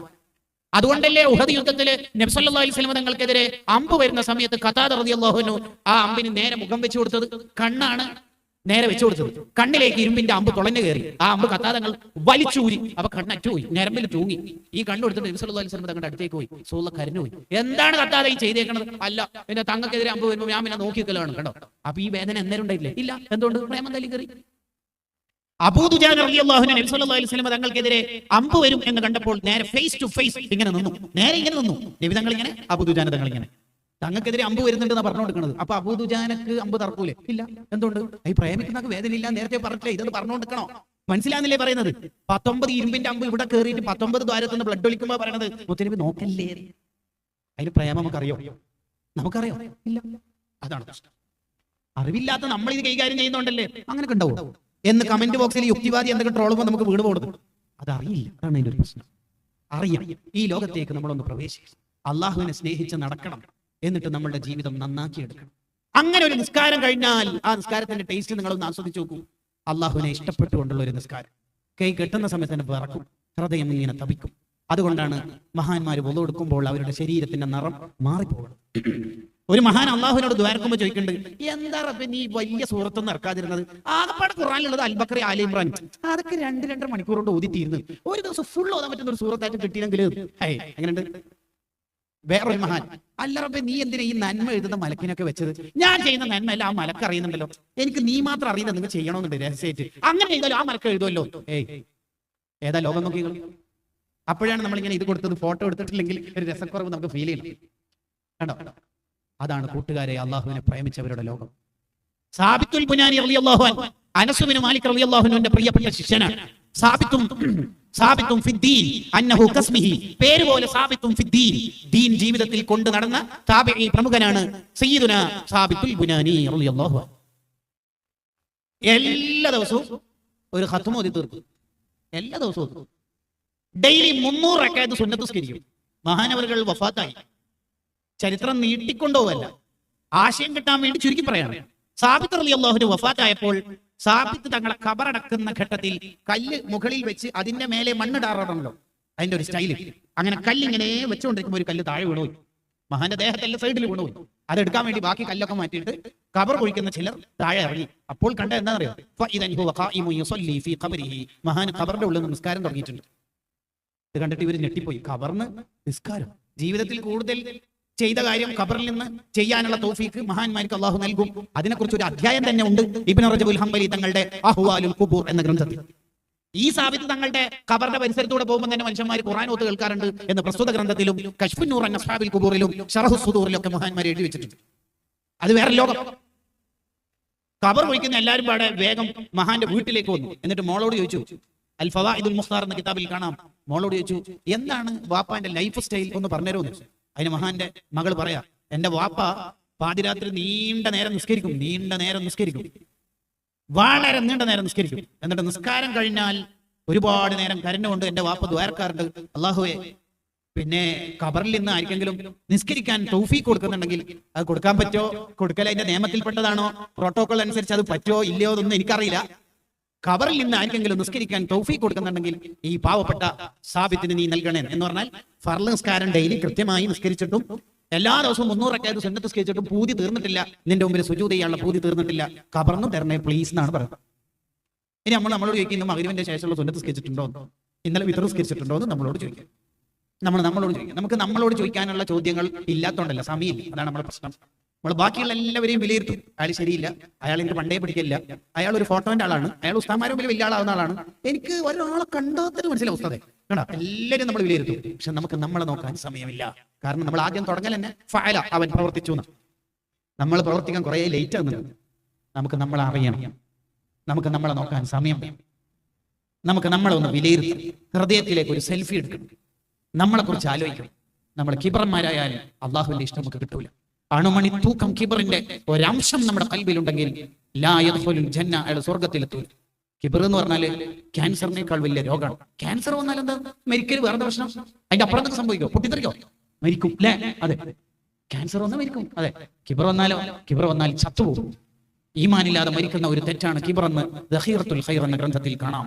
80,000 കൊല്ലത്തെ ഇബാദത്ത് ഇബ്ലീസിന് നഷ്ടപ്പെട്ടത് കിബറുകൊണ്ടാണ്.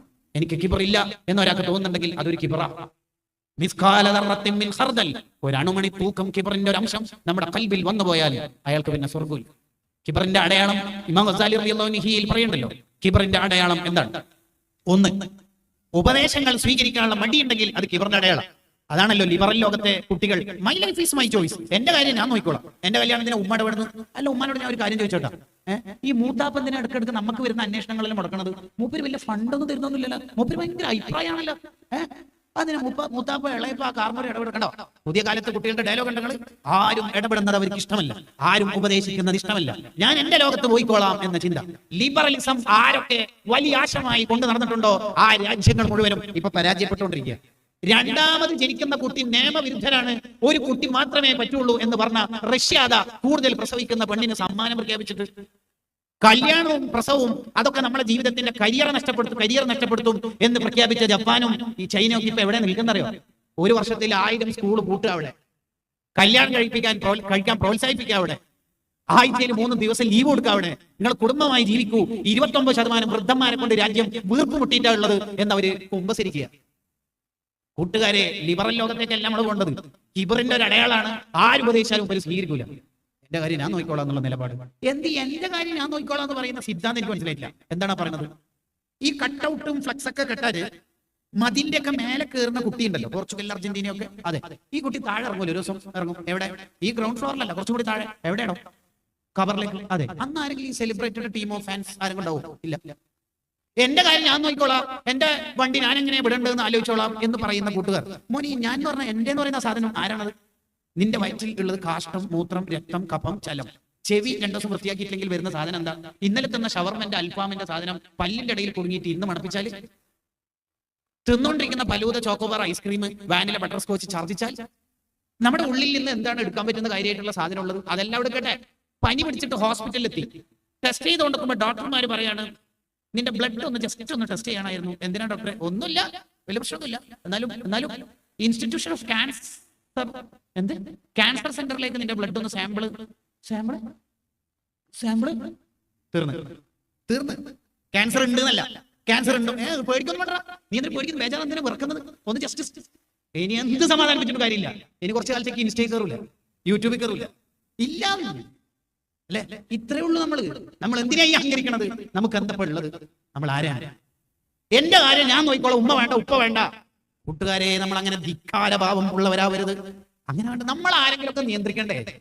നമ്മൾ ആരെങ്കിലുമൊക്കെ നിയന്ത്രിക്കുമ്പോഴല്ലേ യഥാർത്ഥത്തിൽ നമ്മൾ നന്നാവുക. നിയന്ത്രണം വിട്ടിട്ട് ഓടുന്ന ഒരു കുതിരക്ക് എന്തിനാ മൂക്ക് കയറി കടിനാണ് വെക്കണത്?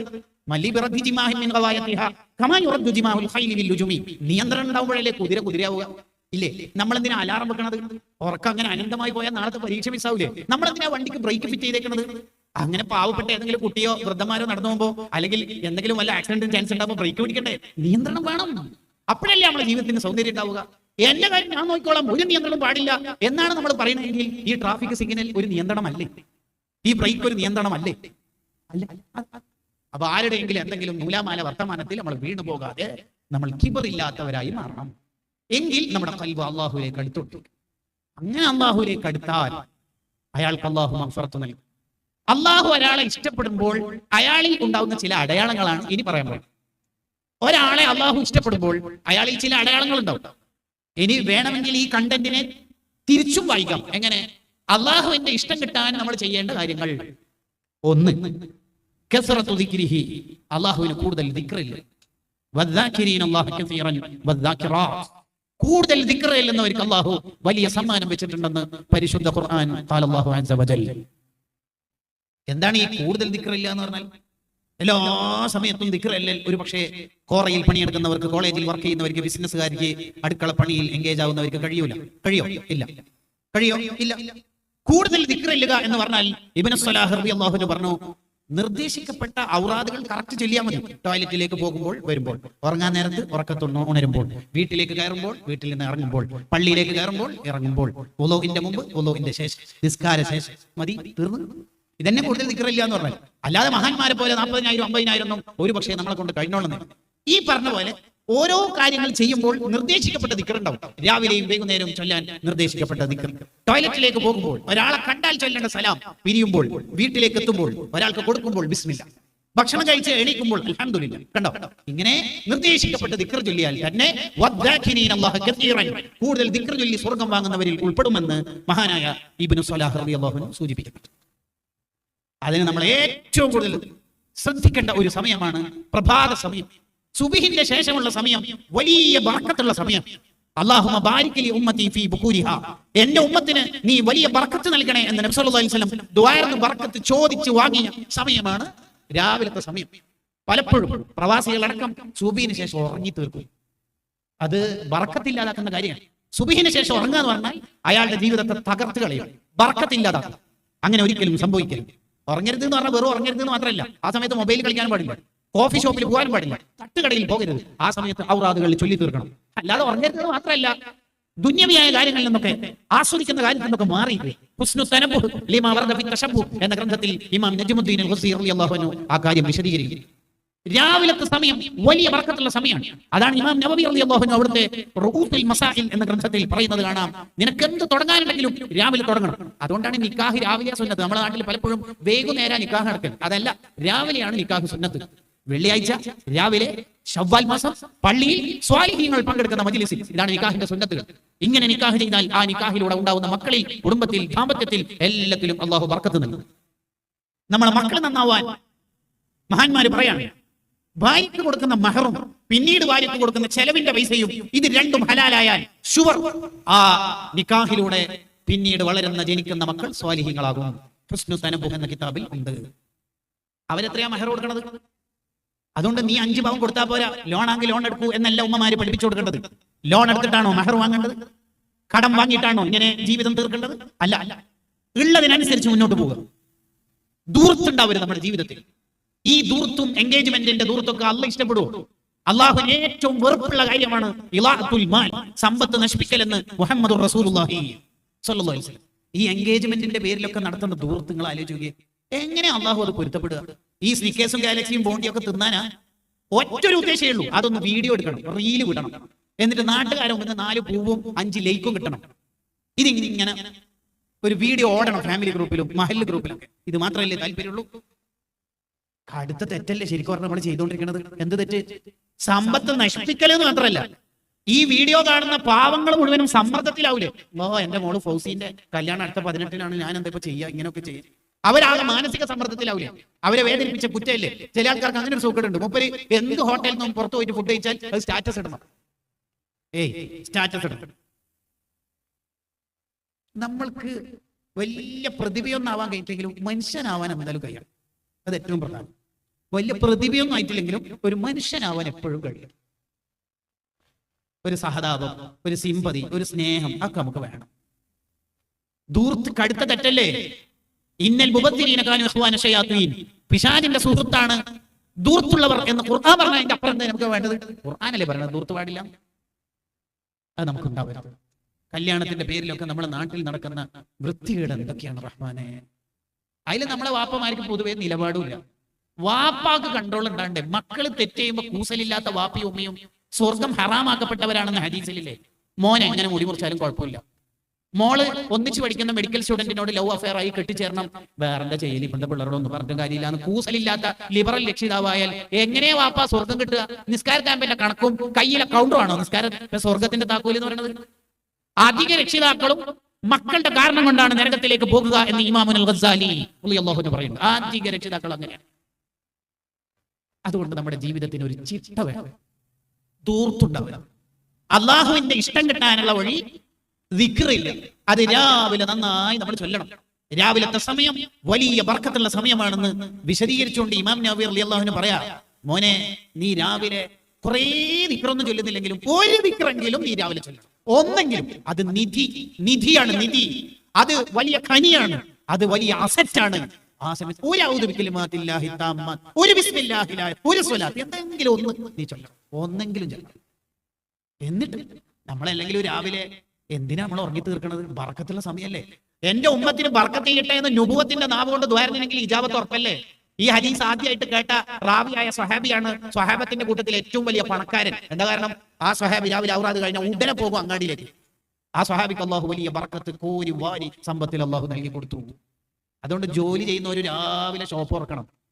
എഞ്ചിനീയർ ആണ്, സൈറ്റിൽ പോകേണ്ട ആളാണ്. രാവിലെ നിങ്ങൾ പോയോക്കെ ഒരു 10:30, 9 മണി, 10:30, 11 മണി ആകുമ്പോഴേക്കും ഒരു 5 സൈറ്റും കഴിഞ്ഞിട്ട് വീട്ടിലേക്ക് തിരിച്ചു വരാം. അടുക്കളപ്പണി എടുക്കേണ്ട ഉമ്മമാരെന്താ ചെയ്യേണ്ടത്? രാവിലത്തെ ഔറാദ് കഴിഞ്ഞിട്ട് വേഗം എൻഗേജ് ആവുക. 9:30, 10 മണിയാകുമ്പോഴേക്കും മക്കളെ സ്കൂളിലാക്കലും ഉച്ചക്കത്തെ ചോറടക്കം ഫിനിഷ്. ഇനി പ്രവാസികളായ ആൾക്കാരുടെ ഭാര്യമാരാണെങ്കിൽ അവരാണ് ഈ വിദ്യാർത്ഥി പലപ്പോഴും നമ്മുടെ നാട്ടിലേക്ക് കൊണ്ടുവരാം. ഈ പ്രവാസ ലോകത്ത് നിന്ന് വന്ന കുറെ വിദ്യാർത്ഥിയുണ്ട്. അതിൽപ്പെട്ട ഒന്നാണ് കസേര സംസ്കാരം. പള്ളിന്റെ പുറത്തുനിന്ന് പള്ളി പ്രസിഡന്റ് 5-6 മിനിറ്റ് അല്ലെങ്കിൽ 2 മിനിറ്റ്, 4 മിനിറ്റ്, 5 മിനിറ്റ് അല്ലെങ്കിൽ 10 മിനിറ്റ് ഉസ്താദിനോട് നിന്നിട്ട് സംസാരിക്കണ്ടാവും. പക്ഷെ ഒന്നാം സഫിലെത്തുമ്പോൾ മൂപ്പര് കസേരയില്ല, കസേര. ഈ അടുത്തൊരു സ്ഥലത്ത് വയലിന് മുമ്പ് ആ പള്ളിയിൽ 32 കസേരയെ കണ്ടത്. ഞാൻ അവിടുത്തെ ഒരു പരിചയക്കാരനോട് പറഞ്ഞു, ഈ പള്ളി ഭാവിയിൽ ഓഡിറ്റോറിയം ആവാൻ സാധ്യത ഉണ്ട്. എനിക്കങ്ങനെ തോന്നുന്നു. ഭാവിയിൽ ഒന്നാം സഫിലുള്ളവർക്കൊക്കെ സോഫ വരാൻ സാധ്യത ഉണ്ട്. നമ്മുടെ അജിക്കന്മാർക്കൊക്കെ സോഫക്ക് സാധ്യത കാണുന്നുണ്ട്. ഒരാൾക്ക് ഡിസ്കിന് കംപ്ലൈന്റ്, അയാൾക്ക് സുജൂദ് റുക്കൂ കഴിയില്ല, കുനിയാൻ കഴിയില്ല, അയാൾക്ക് നിൽക്കാൻ കഴിയും. എന്നാൽ അയാൾ നിൽക്കൽ നിർബന്ധ. ഇയാൾ ആദ്യം തന്നെ പോയിട്ടിരിക്കും. അയാൾ നിസ്കാരം സ്വീകരിക്കൂല എന്നല്ല, നിസ്കാരം തുടങ്ങേണ്ടില്ല. തുടങ്ങിയാലല്ലേ ബാത്തിലാണോ അല്ലയോ നമുക്ക് തുടങ്ങേണ്ടില്ല. അയാൾ ക്വസ്റ്റ്യൻ ഇരിക്കും. ചില ആൾ കസേരയിൽ ഇരുന്നിട്ട് ഇങ്ങനെ നോട്ടാണ് തുടങ്ങുന്നില്ല. ഇതെത്ര സമയം ഇതിന് മുമ്പ് നടന്നു പോകുന്നുണ്ട്. ഇന്റർലോക്ക് നിന്ന് അരമണിക്കൂർ നിന്ന് വർത്താനം പറയുന്നുണ്ട്. രണ്ടാമത്തെ ഒന്നാണ് ഈ ഗൾഫിൽ നിന്ന് വന്ന ഒരു സാധനം, ഈ രാവിലെ ഉറങ്ങാന്ന് പറയുന്നത്. രാത്രി കുറേ നേരം ഈ 1 മാസത്തേക്കൊക്കെ നാട്ടിൽ വരുന്ന ദമ്പതിമാരൊക്കെ ഉണ്ടല്ലോ, നമ്മളെ മോനും ഭാര്യയും 12:30, 1 മണിയായാലും പിള്ളേരെ കളി നിർത്തുകയും ചെയ്യില്ല, ഉറക്കോടെ ഉറക്കും. ആരെങ്കിലും എതിർത്താൽ ആകെ 1 മാസമല്ലേ ഉള്ളൂ. ഇവരാണ് ഈ വീട്ടിലെ കൾച്ചർ മൊത്തം നശിപ്പിക്കുന്നത്. ഉറങ്ങൂല. നേരത്തെ ഉറങ്ങണം, നേരത്തെ ഉണരണം. മക്കൾ നന്നാവാനുള്ള വഴിയായി ഇമാം ഗസാലി റളിയല്ലാഹു അൻഹു പഠിപ്പിച്ചതാ. മക്കളെ നേരത്തെ ഉറക്കുക, നേരത്തെ ഉണർത്തുക. അതാ വേണ്ടത്. Early വൈക്കപ്പ്, early sleep. നേരത്തെ ഉറങ്ങുക, നേരത്തെ എണീക്കുക. ഇമാം ഗസാലി റളിയല്ലാഹു അൻഹു അയ്യുഹൽ വലദിൽ പറയണ്ടല്ലോ, നീ ആരോട് തോറ്റാലും തോറ്റ് SLCക്കും +2 എല്ലാവരും തോറ്റ്, നീ ലാസ്റ്റ് മനുഷ്യന്മാരോടെല്ലാം തോറ്റിട്ട് പൂവൻ കോയിനോടും തോക്കരുത്. എപ്പോഴും പൂവൻ കോയി ഫസ്റ്റ് എണീക്കുന്ന, നീ വയ്യ എണീക്കണേ. ഇമ്മാതിരി മനുഷ്യനാവരുത്, തോറ്റോളി. പക്ഷെ നീ പൂവൻ കോയിനോട് വരെ തോൽക്കുന്ന ആളാവല്ലേ എന്ന് പറയുന്നു. തോൽക്കരുത്, ജയിക്കണം എന്നുള്ളത് നമുക്ക് മനസ്സിലുള്ള ഒരു ഡിസിഷന്റെ പ്രശ്നം. എന്താണ് സുബിക്ക് വരാത്തത്?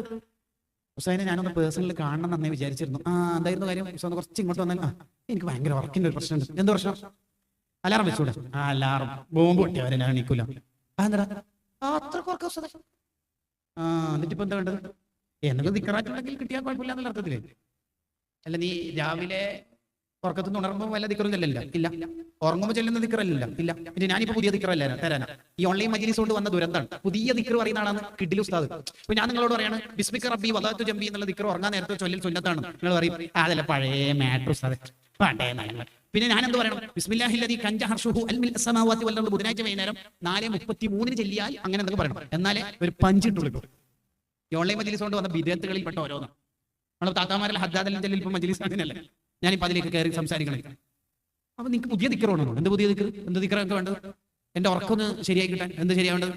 അലാറം വെച്ചിട്ട് അറിയണില്ല, ബോംബ് പൊട്ടിയാലും അറിയുന്നില്ല. ശരി, അപ്പോഴാണ് ഇവന്റെ ഒരു ചെങ്ക് ബ്രോ പറയാണ്, നാളെ എന്റെ പെങ്ങളെ ഭർത്താവ് വരുന്നുണ്ട്, ഇവിടെ കണ്ണൂർ എയർപോർട്ടാണ്, 3:30 ഇറങ്ങുന്ന പറഞ്ഞില്ലേ, ഗേജ് ഒന്നും വല്ലാതില്ല, ഒരു പെട്ടിയാറ്റേ ഉള്ളൂ, 4 മണിക്ക് പുറത്തിറങ്ങുന്ന വിചാരിക്കണത്, നമുക്ക് ഇവിടുന്ന് ഒരു 3 മണിക്കെങ്കിലും പോകണം, അല്ലെങ്കിൽ 2:30 പോകണം.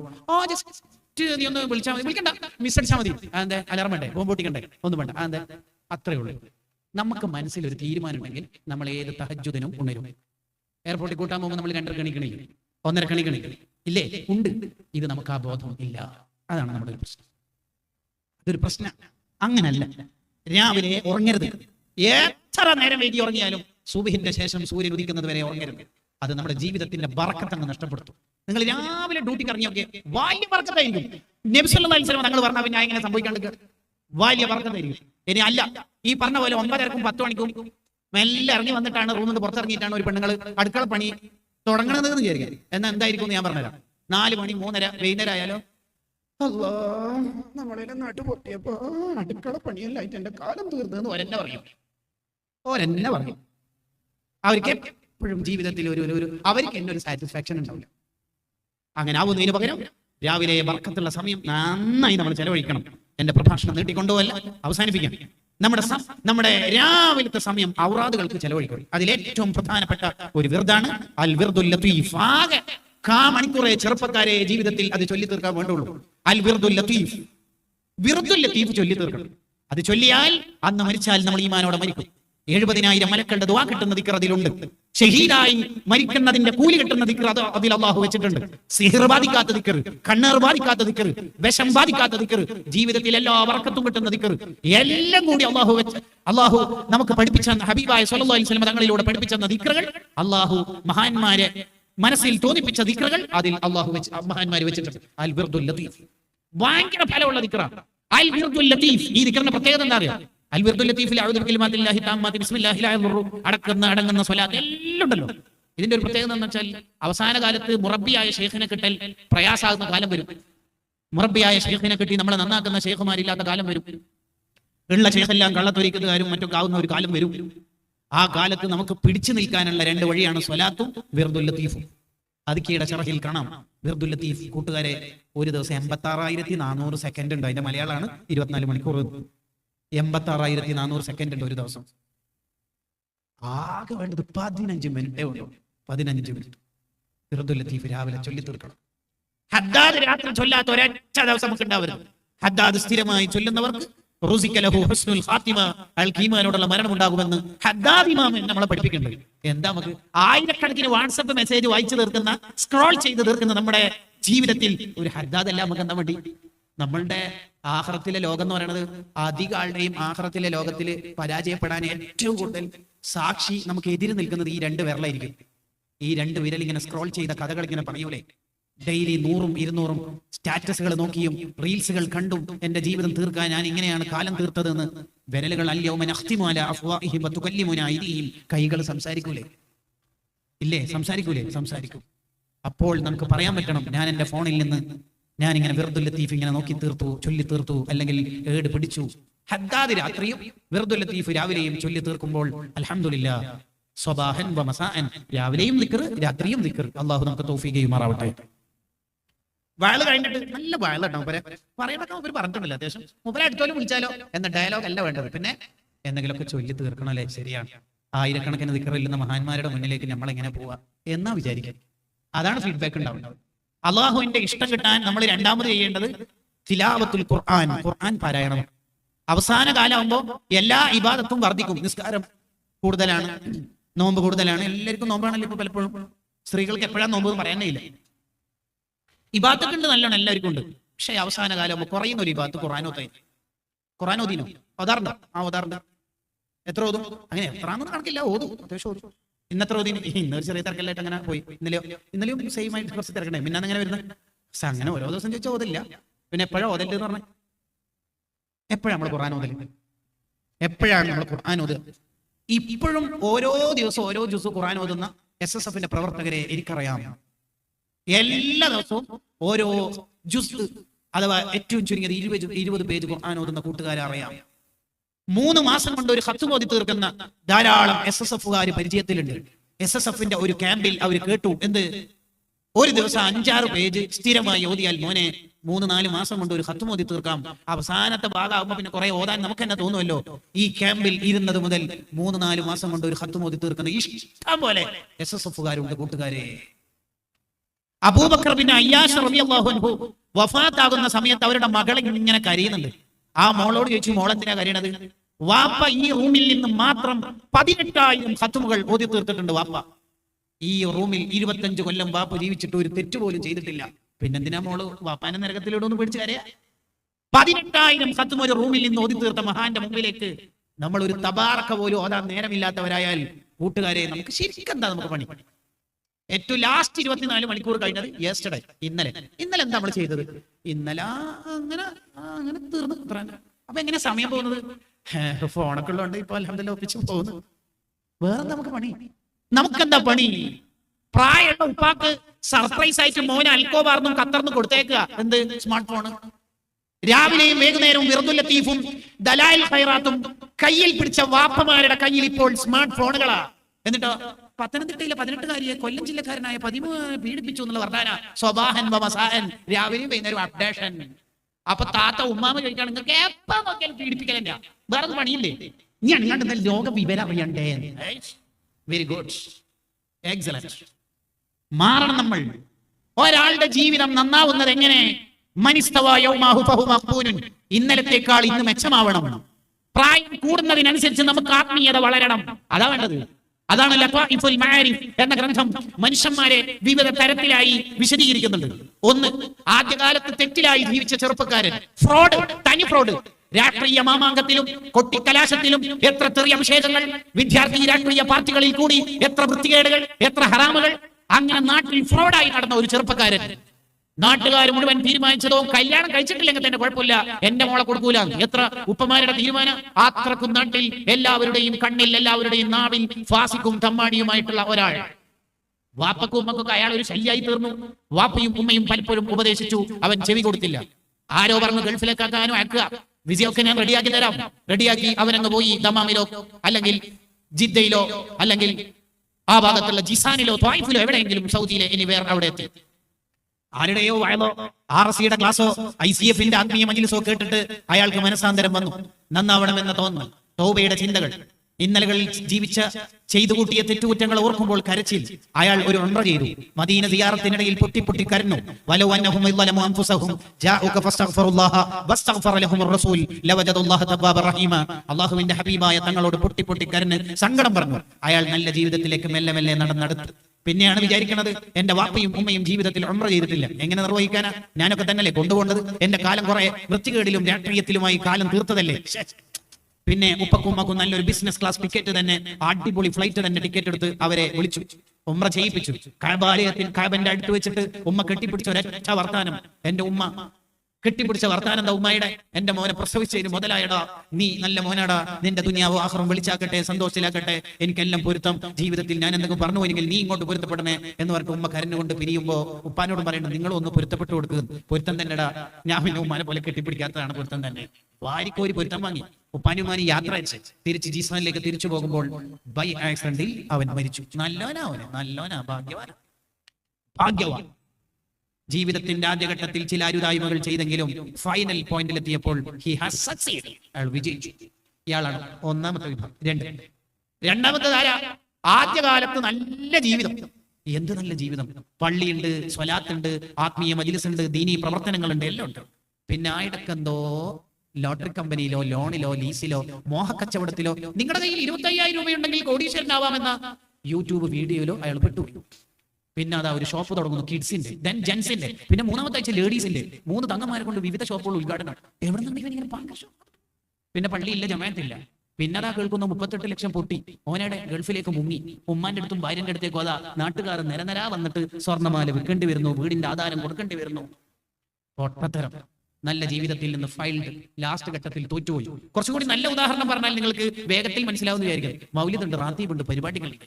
നല്ല മനുഷ്യൻ. ഖത്തറിലേക്ക് പോകുമ്പോൾ വരെ ബദർ മൗലിദ് ചൊല്ലിയിട്ട് മുമ്പ് പോയത്. വരുമ്പോ ഷിർക്ക്, താടി കുറച്ച് നീണ്ടിട്ടുണ്ട്, പേന്റ് കുറച്ച് പൊന്തിയിട്ടുണ്ട്. എന്നുള്ളതാണ് മൂപ്പര് ആകെ ഖുർആനിൽ അറിയുന്ന ഒരു ആയത്ത് തന്നെ. നല്ല മനുഷ്യൻ. ഖത്തറിലേക്ക് പോകുമ്പോൾ ചൊല്ലിയ ബദർ മൗലിദ്, വരുമ്പോ ഷിർക്ക്. ദോഹ ഇന്റർനാഷണൽ എയർപോർട്ടിൽ നിന്ന് ജിബ്രീലുമായി അരമണിക്കൂർ നടത്തിയ കൂടിക്കാഴ്ചയിൽ നിന്നാണ് പുതിയൊരു മതം മൂപ്പർക്ക് കിട്ടിയത് എന്ന് തോന്നുന്നു. അങ്ങനെയുണ്ട് പൊട്ടന്മാരായ മനുഷ്യന്മാർ. അതെ, നല്ല ജീവിതം നയിച്ചവരാ. അതാ ജീവിതത്തിന്റെ ലാസ്റ്റ് ഘട്ടത്തിലെത്തിയപ്പോൾ പൊട്ടിപ്പോയി. 2 ദീനാറും 3 ദിർഹമും 5 റിയാലും കിട്ടുമ്പോഴേക്ക് ഞാൻ 2 വയലിന്റെ മജ്‌ലിസിലും ഏത് വിഭാഗമായാലും ഏത് സുന്നിയായാലും ഞാനങ്ങനെ പങ്കെടുക്കാറില്ല, ഞാനങ്ങനെ വഴമ്പിലൊന്നും പോകാറില്ല എന്ന് പറയുന്ന ഹൈ ലെവൽ പാർട്ടിയിലേക്ക് മൂപ്പര് പോയി. പൊട്ടത്തരം, പരാജയപ്പെട്ടവർ. നല്ല ജീവിതം ഉണ്ടായിരുന്നു സ്റ്റാർട്ട് ചെയ്തത്, പക്ഷേ ഫൈനലിൽ തോറ്റുപോയി. കുറച്ചുകൂടി നല്ല ഉദാഹരണമാണ് ഞാൻ ആമുഖത്തിൽ പറഞ്ഞത്. ദലാൽ ഖൈറാത്തും വിർദുൽ ലത്തീഫും ഒക്കെ കയ്യിൽ വെച്ച് ജീവിതത്തിന്റെ അവസാന ഘട്ടത്തിലെത്തുമ്പോൾ അതാ മൂത്ത മോന്റെ വക നല്ല ഫോൺ കയ്യിൽ കൊടുക്കുന്നു. അതോടുകൂടി ഫുൾ യൂട്യൂബ് തന്നെ, അന്യപെണ്ണിന്റെ വാർത്തകൾ വായിക്കുന്നത് കേൾക്കുന്നത് തന്നെ. എന്തിനാ ഉപ്പാപ്പമാരെ നമ്മുടെ ജീവിതം അങ്ങനെ ആക്കുന്നത് എന്ന് നമ്മൾ നമ്മളോട് ചോദിക്കണം. മൂന്നാമത്തൊരു വിഭാഗമുണ്ട്. അതാരാ? ഭാഗ്യവാന്മാർ എന്ന് പറഞ്ഞാൽ പോരാ, മഹാഭാഗ്യവാന്മാരാ അവര്. ഇത് മുഴുവനും ലതായിഫുൽ മആരിഫ് എന്ന ഗ്രന്ഥത്തിൽ ഇബ്നു റജബുൽ ഹംബലി റഹിമഹുല്ലാഹ് എഴുതി വെക്കുന്നതാ. ആരാ ഈ മൂന്നാമത്തെ ഭാഗ്യവാന്മാർ എന്ന് പറയുന്ന, അല്ല മഹാഭാഗ്യവാന്മാർ എന്ന് പറയുന്നവർ ആരാ? അവരാരാന്ന് വെച്ചാൽ നല്ല ജീവിതം, ദിക്റുണ്ട്, സ്വലാത്തുണ്ട്, ഖുർആനോത്തുണ്ട്, പള്ളിയുണ്ട്, ഖൈറാത്തുകളുണ്ട്, സംഘടനാ പ്രവർത്തനങ്ങളുണ്ട്, എല്ലാം ഉണ്ട് അവർക്ക്. പക്ഷെ പെട്ടെന്ന് ആ ജീവിതത്തിൽ ഒരു മാറ്റം. എന്ത് മാറ്റം? അടിപൊളി മാറ്റം. അടിപൊളി എന്നാണോ ഉസ്താദ് പറഞ്ഞത്? അടിമുടി എന്നാണോ? അതെ, രണ്ടും പാടെ തന്നെ. നല്ല മാറ്റം അവർക്കുണ്ടായി. എന്താണ് ആ മാറ്റം? എന്താണ് മാറ്റം എന്നൊന്നും അറിയില്ല. മൂപ്പർക്ക് പെട്ടെന്നൊരു മാറ്റം ഉണ്ടായി. എന്ത് മാറ്റം? ഇബാദത്തുകൾ വർദ്ധിക്കുന്നു. ആ മാറ്റം ഉണ്ടായത് അങ്ങനെ വേഗത്തിൽ മനസ്സിലായിട്ടൊന്നുമില്ല. അയാൾ മരിച്ചു, വയസ്സ് 85. അബ്ദുള്ള ഹാജി മരണപ്പെട്ടു. അപ്പോഴാണ് ആ അബ്ദുള്ള ഹാജിയുടെ അല്ലെങ്കിൽ നഫീസ ഹജ്ജുമ്മയുടെ പേരക്കുട്ടിയായ ഫാത്തിമ ഫിദ എന്ന ഹാദിയ കോഴ്സ് പൂർത്തിയാക്കിയ ഒരു പെൺകുട്ടിയുടെ അല്ലെങ്കിൽ അവിടുത്തെ പേരക്കുട്ടിയിൽപ്പെട്ട ഏതോ ഒരു ഫൈസലിന്റെ എങ്ങാനും, +2 പഠിക്കുന്ന, ഡിഗ്രി പഠിക്കുന്ന ഒരു SSF-കാരന്റെ എങ്ങാനും, അല്ലെങ്കിൽ ഫാദിയക്കാരിയായ ഫാത്തിമ ഹിബന്റെ എങ്ങാനും ഒരു എഴുത്ത് വാട്സപ്പ് ഗ്രൂപ്പിൽ പ്രചരിച്ചിട്ട് നമ്മുടെ മഹല്ല് ഗ്രൂപ്പിലേക്ക് എത്തിയത്. അബ്ദുള്ള ഹാജി എന്ന് നാട്ടുകാർ വിളിക്കുന്ന എന്റെ പ്രിയപ്പെട്ട ഉപ്പാപ്പ എന്നാണ് ഹെഡിങ്. ഇങ്ങനെ പറഞ്ഞു വായിച്ചുകൊണ്ടിരിക്കുമ്പോൾ കഴിഞ്ഞ 2 ആഴ്ചകളിലായി ഉപ്പാപ്പ സംസം വെള്ളം മാത്രമായിരുന്നു കുടിച്ചിരുന്നത്. സാധാരണ തഹജ്ജുദിന് 4 മണിക്ക് ഉണരുന്ന ഉപ്പാപ്പ 3 മണിക്കേ ഉണർന്നു. 8 റക്അത്താണ് തഹജ്ജുദ് ഈ 2 ആഴ്ച കാലം നിസ്കരിച്ചത്. സാധാരണ 4 റക്അത്താണ് നിസ്കരിക്കാറുള്ളത്. ലോഹയും അതുപോലെ 8 റക്അത്ത്. വിത്തർ 11ലേക്ക് മാറ്റി. പെട്ടെന്ന് ഈ ഗീർ മാറ്റുമ്പോൾ സാധാ 80 ഉള്ളിൽ ഞാൻ ഇവിടെ മാറ്റിയിട്ട് ഒരു 120ലേക്ക് പോകുമ്പോൾ നമുക്കും തോന്നി ഉപ്പാപ്പയിൽ വലിയ മാറ്റങ്ങളാണല്ലോ. കൂടുതൽ സംസാരിക്കാറില്ല, വെറുതെ കൂടുതൽ ചൊല്ലുകയും ചൊല്ലാൻ പറയുകയും ചെയ്തു. താഴെ മരണം മുന്നേ കണ്ട ഉപ്പാപ്പ കൂടിയാണ് മക്കളൊക്കെ കൊടുത്ത സർട്ടിഫിക്കറ്റിന്റെ താഴെ ഇട്ടിരിക്കുന്ന ഉപ്പ്. യഥാർത്ഥത്തിൽ ഉപ്പാപ്പമാരും ഉമ്മാമ്മമാരുമായ നമ്മൾ ഓരോരുത്തരും ഏത് കാലത്ത് നമ്മളൊക്കെ മരിക്കാൻ തുടങ്ങിയില്ല.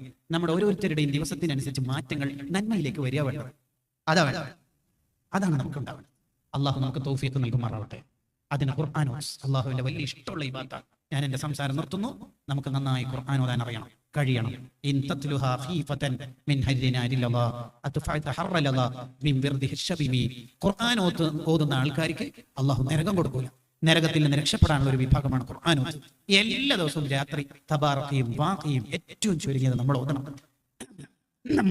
നമ്മുടെ ഉമ്മാമ്മമാരൊക്കെ വാഖിയും മുൽക്കും സജദയും മുസമ്മിലും യാസീനും ദുഹാനും റഹ്മാനും എല്ലാം ഓതി കഴിഞ്ഞിട്ട് അവർക്കൊന്നും ചെയ്യാത്ത ഒരു കരച്ചിലായിരുന്നു ഉണ്ടായിരുന്നത്. അവർ 4ാം ക്ലാസ്സിൽ നിന്ന് മദ്രസ ഒഴിവായിട്ടുണ്ട്. ആ കാലത്ത് 5ാം ക്ലാസ് വരെ മദ്രസ പഠിക്കാൻ വകയുള്ളൂ. പ്രിയപ്പെട്ട പുതിയ കാലത്തെ പെൺകുട്ടികളെ, നമുക്ക് +2 ഉണ്ട്, ഹാദിയ ഉണ്ട്, കോഴ്സുകളുണ്ട്. നമുക്ക് വാട്സപ്പിലേ സമയം ചെലവഴിക്കുന്നുള്ളൂ. നമ്മളെ സമയം അങ്ങനെ പോകുന്നുണ്ട്. അങ്ങനെ ആവരുത്. മറിച്ച് നമുക്ക് നന്നായി ഖുർആൻ ഓതാൻ കഴിയണം. അള്ളാഹുവിന്റെ ഇഷ്ടം നമുക്ക് ലഭിക്കണം. ഒരൊറ്റ ചരിത്രം ബർക്കത്തിന് വേണ്ടി പറഞ്ഞ് ഞാൻ എന്റെ സംസാരം നിർത്തുകയാണ്. അള്ളാഹു നമ്മളെയും മക്കളെയും ഒക്കെ സ്വാലിഹീങ്ങളാക്കി പെരുമാറാവട്ടെ. ഫറൂഖ് എന്ന് പേരുള്ള ഒരാൾ, അദ്ദേഹം തന്റെ ഭാര്യ ഗർഭിണിയായിരിക്കെ 30,000 ദിർഹം കയ്യിൽ ഏൽപ്പിച്ചിട്ട് പറയാണ്, ഞാനൊരു യാത്ര പോവുകയാണ്. ഇബ്നു ഖല്ലിക്കാൻ തങ്ങൾ വഫയാത്തുൽ അയാനിൽ ഈ ചരിത്രം കൊണ്ടുവരുന്നത്. ഞാനൊരു യാത്രക്ക് ഒരുങ്ങാണ്. നാളെയും മറ്റന്നാളും വരുന്നെന്ന് വിചാരിക്കരുത്. ദീർഘദൂര യാത്രയാണ്. വന്നാൽ വന്നില്ലെങ്കിലില്ല. ഈ 30,000 ദിർഹം നിന്നെ ഏൽപ്പിക്കുന്നത് ഈ പ്രസവിക്കുന്ന കുട്ടി, ആ കുട്ടി നന്നായി ഇൽമു പഠിക്കണം. അതിന് പണം ഇല്ലാതെ പോകാൻ പാടില്ലല്ലോ. അതിനാണ് ഞാൻ ഈ 30,000 ഏൽപ്പിക്കുന്നത്. ഫറൂഖ് വീട്ടിൽ നിന്ന് ഇറങ്ങി. ദീർഘകാലം കഴിഞ്ഞിട്ടാണ് ഫറൂഖ് തന്റെ പഴയ വീട് പരതി പിടിച്ചു വരുന്നത്. ദീർഘകാലം എന്ന് പറഞ്ഞാൽ 10 അല്ല 20 അല്ല 27 കൊല്ലം കഴിഞ്ഞിട്ട് പഴയ ഓർമ്മയിൽ നിന്ന് ഏതാണ് തന്റെ വീടെന്ന് കണ്ടെത്തി കുതിരപ്പുറത്ത് തന്റെ കയ്യിലുള്ള കുന്ത കൊണ്ട് ആ വാതിൽ മുട്ടിയപ്പോൾ വീടിന്റെ അകത്തളത്തുനിന്ന് ഒരു ചെറുപ്പക്കാരൻ വീട്ടിന്റെ വാതിൽ തുറന്നു. എന്തുവാ എന്റെ വീട്ടിലേക്ക് ഇങ്ങനെ വന്നേക്കണത്? അപ്പോൾ വന്ന ഫറൂഖ്, എന്റെ വീടോ? എന്റെ വീട്ടിൽ സമ്മതമില്ലാതെ അതിക്രമിച്ച് കയറിയിട്ട് ഇങ്ങോട്ട് മേലോകം എന്റെ വീടാണോ? നിങ്ങൾ എന്തീ പറഞ്ഞ? എന്റെ വീട്ടിലേക്ക് ഇങ്ങോട്ട് ഒരു മാന്യം മര്യാദ ഇല്ലാത്ത വർത്താനം പറയുന്നത് ഇങ്ങോട്ട് വന്നിട്ട് രണ്ടുപേരും തർക്കത്തിലേക്ക് എത്തുന്നു എന്ന രംഗം എത്തി. എന്ന് പറഞ്ഞാൽ അന്തരീക്ഷം കലുഷിതമാകുന്നു. നാട്ടുകാരും തടിച്ചുകൂടി. മസ്ലഹത്തിന് ആരെങ്കിലുമൊക്കെ നേതൃത്വം നൽകണോ എന്ന ചർച്ച അവിടെ ആരംഭിച്ചു. അപ്പോഴാണ് വീട്ടിന്റെ അകത്തളത്തുന്ന ഒരു പെൺ ശബ്ദം. എന്താ ശബ്ദം? നാട്ടുകാരെ, നിങ്ങൾക്ക് പിരിഞ്ഞു പോകാവുന്നതാണ്. വീട്ടിലും പുറത്തൊന്നും പ്രശ്നങ്ങളൊന്നുമില്ല. ചെറിയൊരു മിസ്അണ്ടർസ്റ്റാൻഡിങ്. ഈ വന്ന ആള് ഫറൂഖ് എന്റെ ഭർത്താവാണ്. 27 കൊല്ലം മുമ്പ് മൂപ്പര് യാത്ര പോയതാണ്. അന്ന് ഞാൻ ഗർഭിണിയായിരുന്നു. പിറ്റത്തെ കൊല്ലം ഞാൻ പ്രസവിച്ചു. ആ പ്രസവിക്കപ്പെട്ട കുട്ടി വലുതായ മോനാണ് ഈ വന്നത്. ഈ മോനിക്ക് അത് വാപ്പയാണെന്നോ ആ വാപ്പാക്ക് ഇത് മോനാണെന്നോ പരസ്പരം അറിയാത്തതുകൊണ്ടുള്ള പ്രശ്നം. നിങ്ങൾ പോയിക്കോളി, പ്രശ്നമൊന്നുമില്ല. പരസ്പരം കെട്ടിപ്പിടിച്ച് വിഷമങ്ങളൊക്കെ പരിഹരിക്കാനെന്ന അർത്ഥത്തിൽ അവർ പൊരുത്തപ്പിടിച്ചു.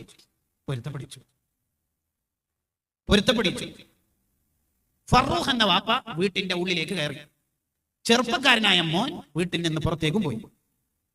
വൈഫിനോട് ഫറൂഖ് ചോദിച്ചു, അല്ല 10-27 കൊല്ലം മുമ്പ് ഞാൻ ഇവിടുന്ന് പോകുമ്പോൾ ഒരു 30,000 ദിർഹം കയ്യിൽ തന്നത് ഓർമ്മയില്ലേ? ആ ഉണ്ടല്ലോ. അതെവിടെ പോയി? തീർന്നു? അതെല്ലാം വെക്കേണ്ടടുത്ത് വെച്ചിട്ടുണ്ട്. അതാണോ ഫസ്റ്റ് കയറി അവിടെ ചോദിക്കുന്നത്? അതെവിടെ ഉള്ളത്?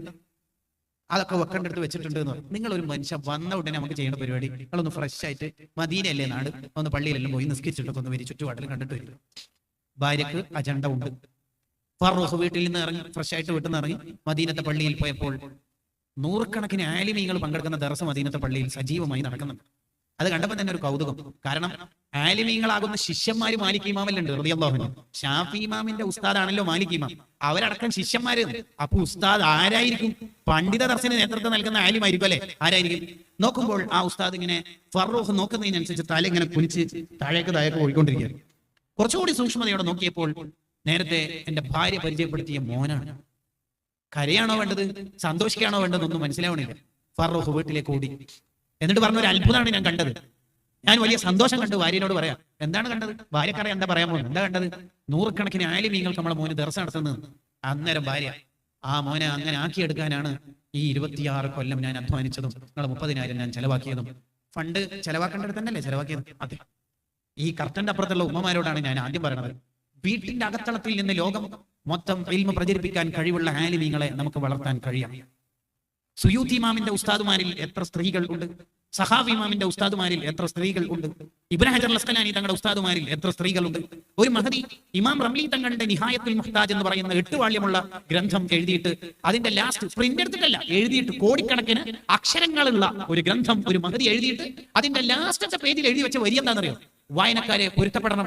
വായനയിൽ എഴുത്തിൽ വല്ല സ്ഖലിതങ്ങളും മിസ്റ്റേക്സുകളും ഉണ്ടെങ്കിൽ പൊരുത്തപ്പെട്ടേക്കണേ.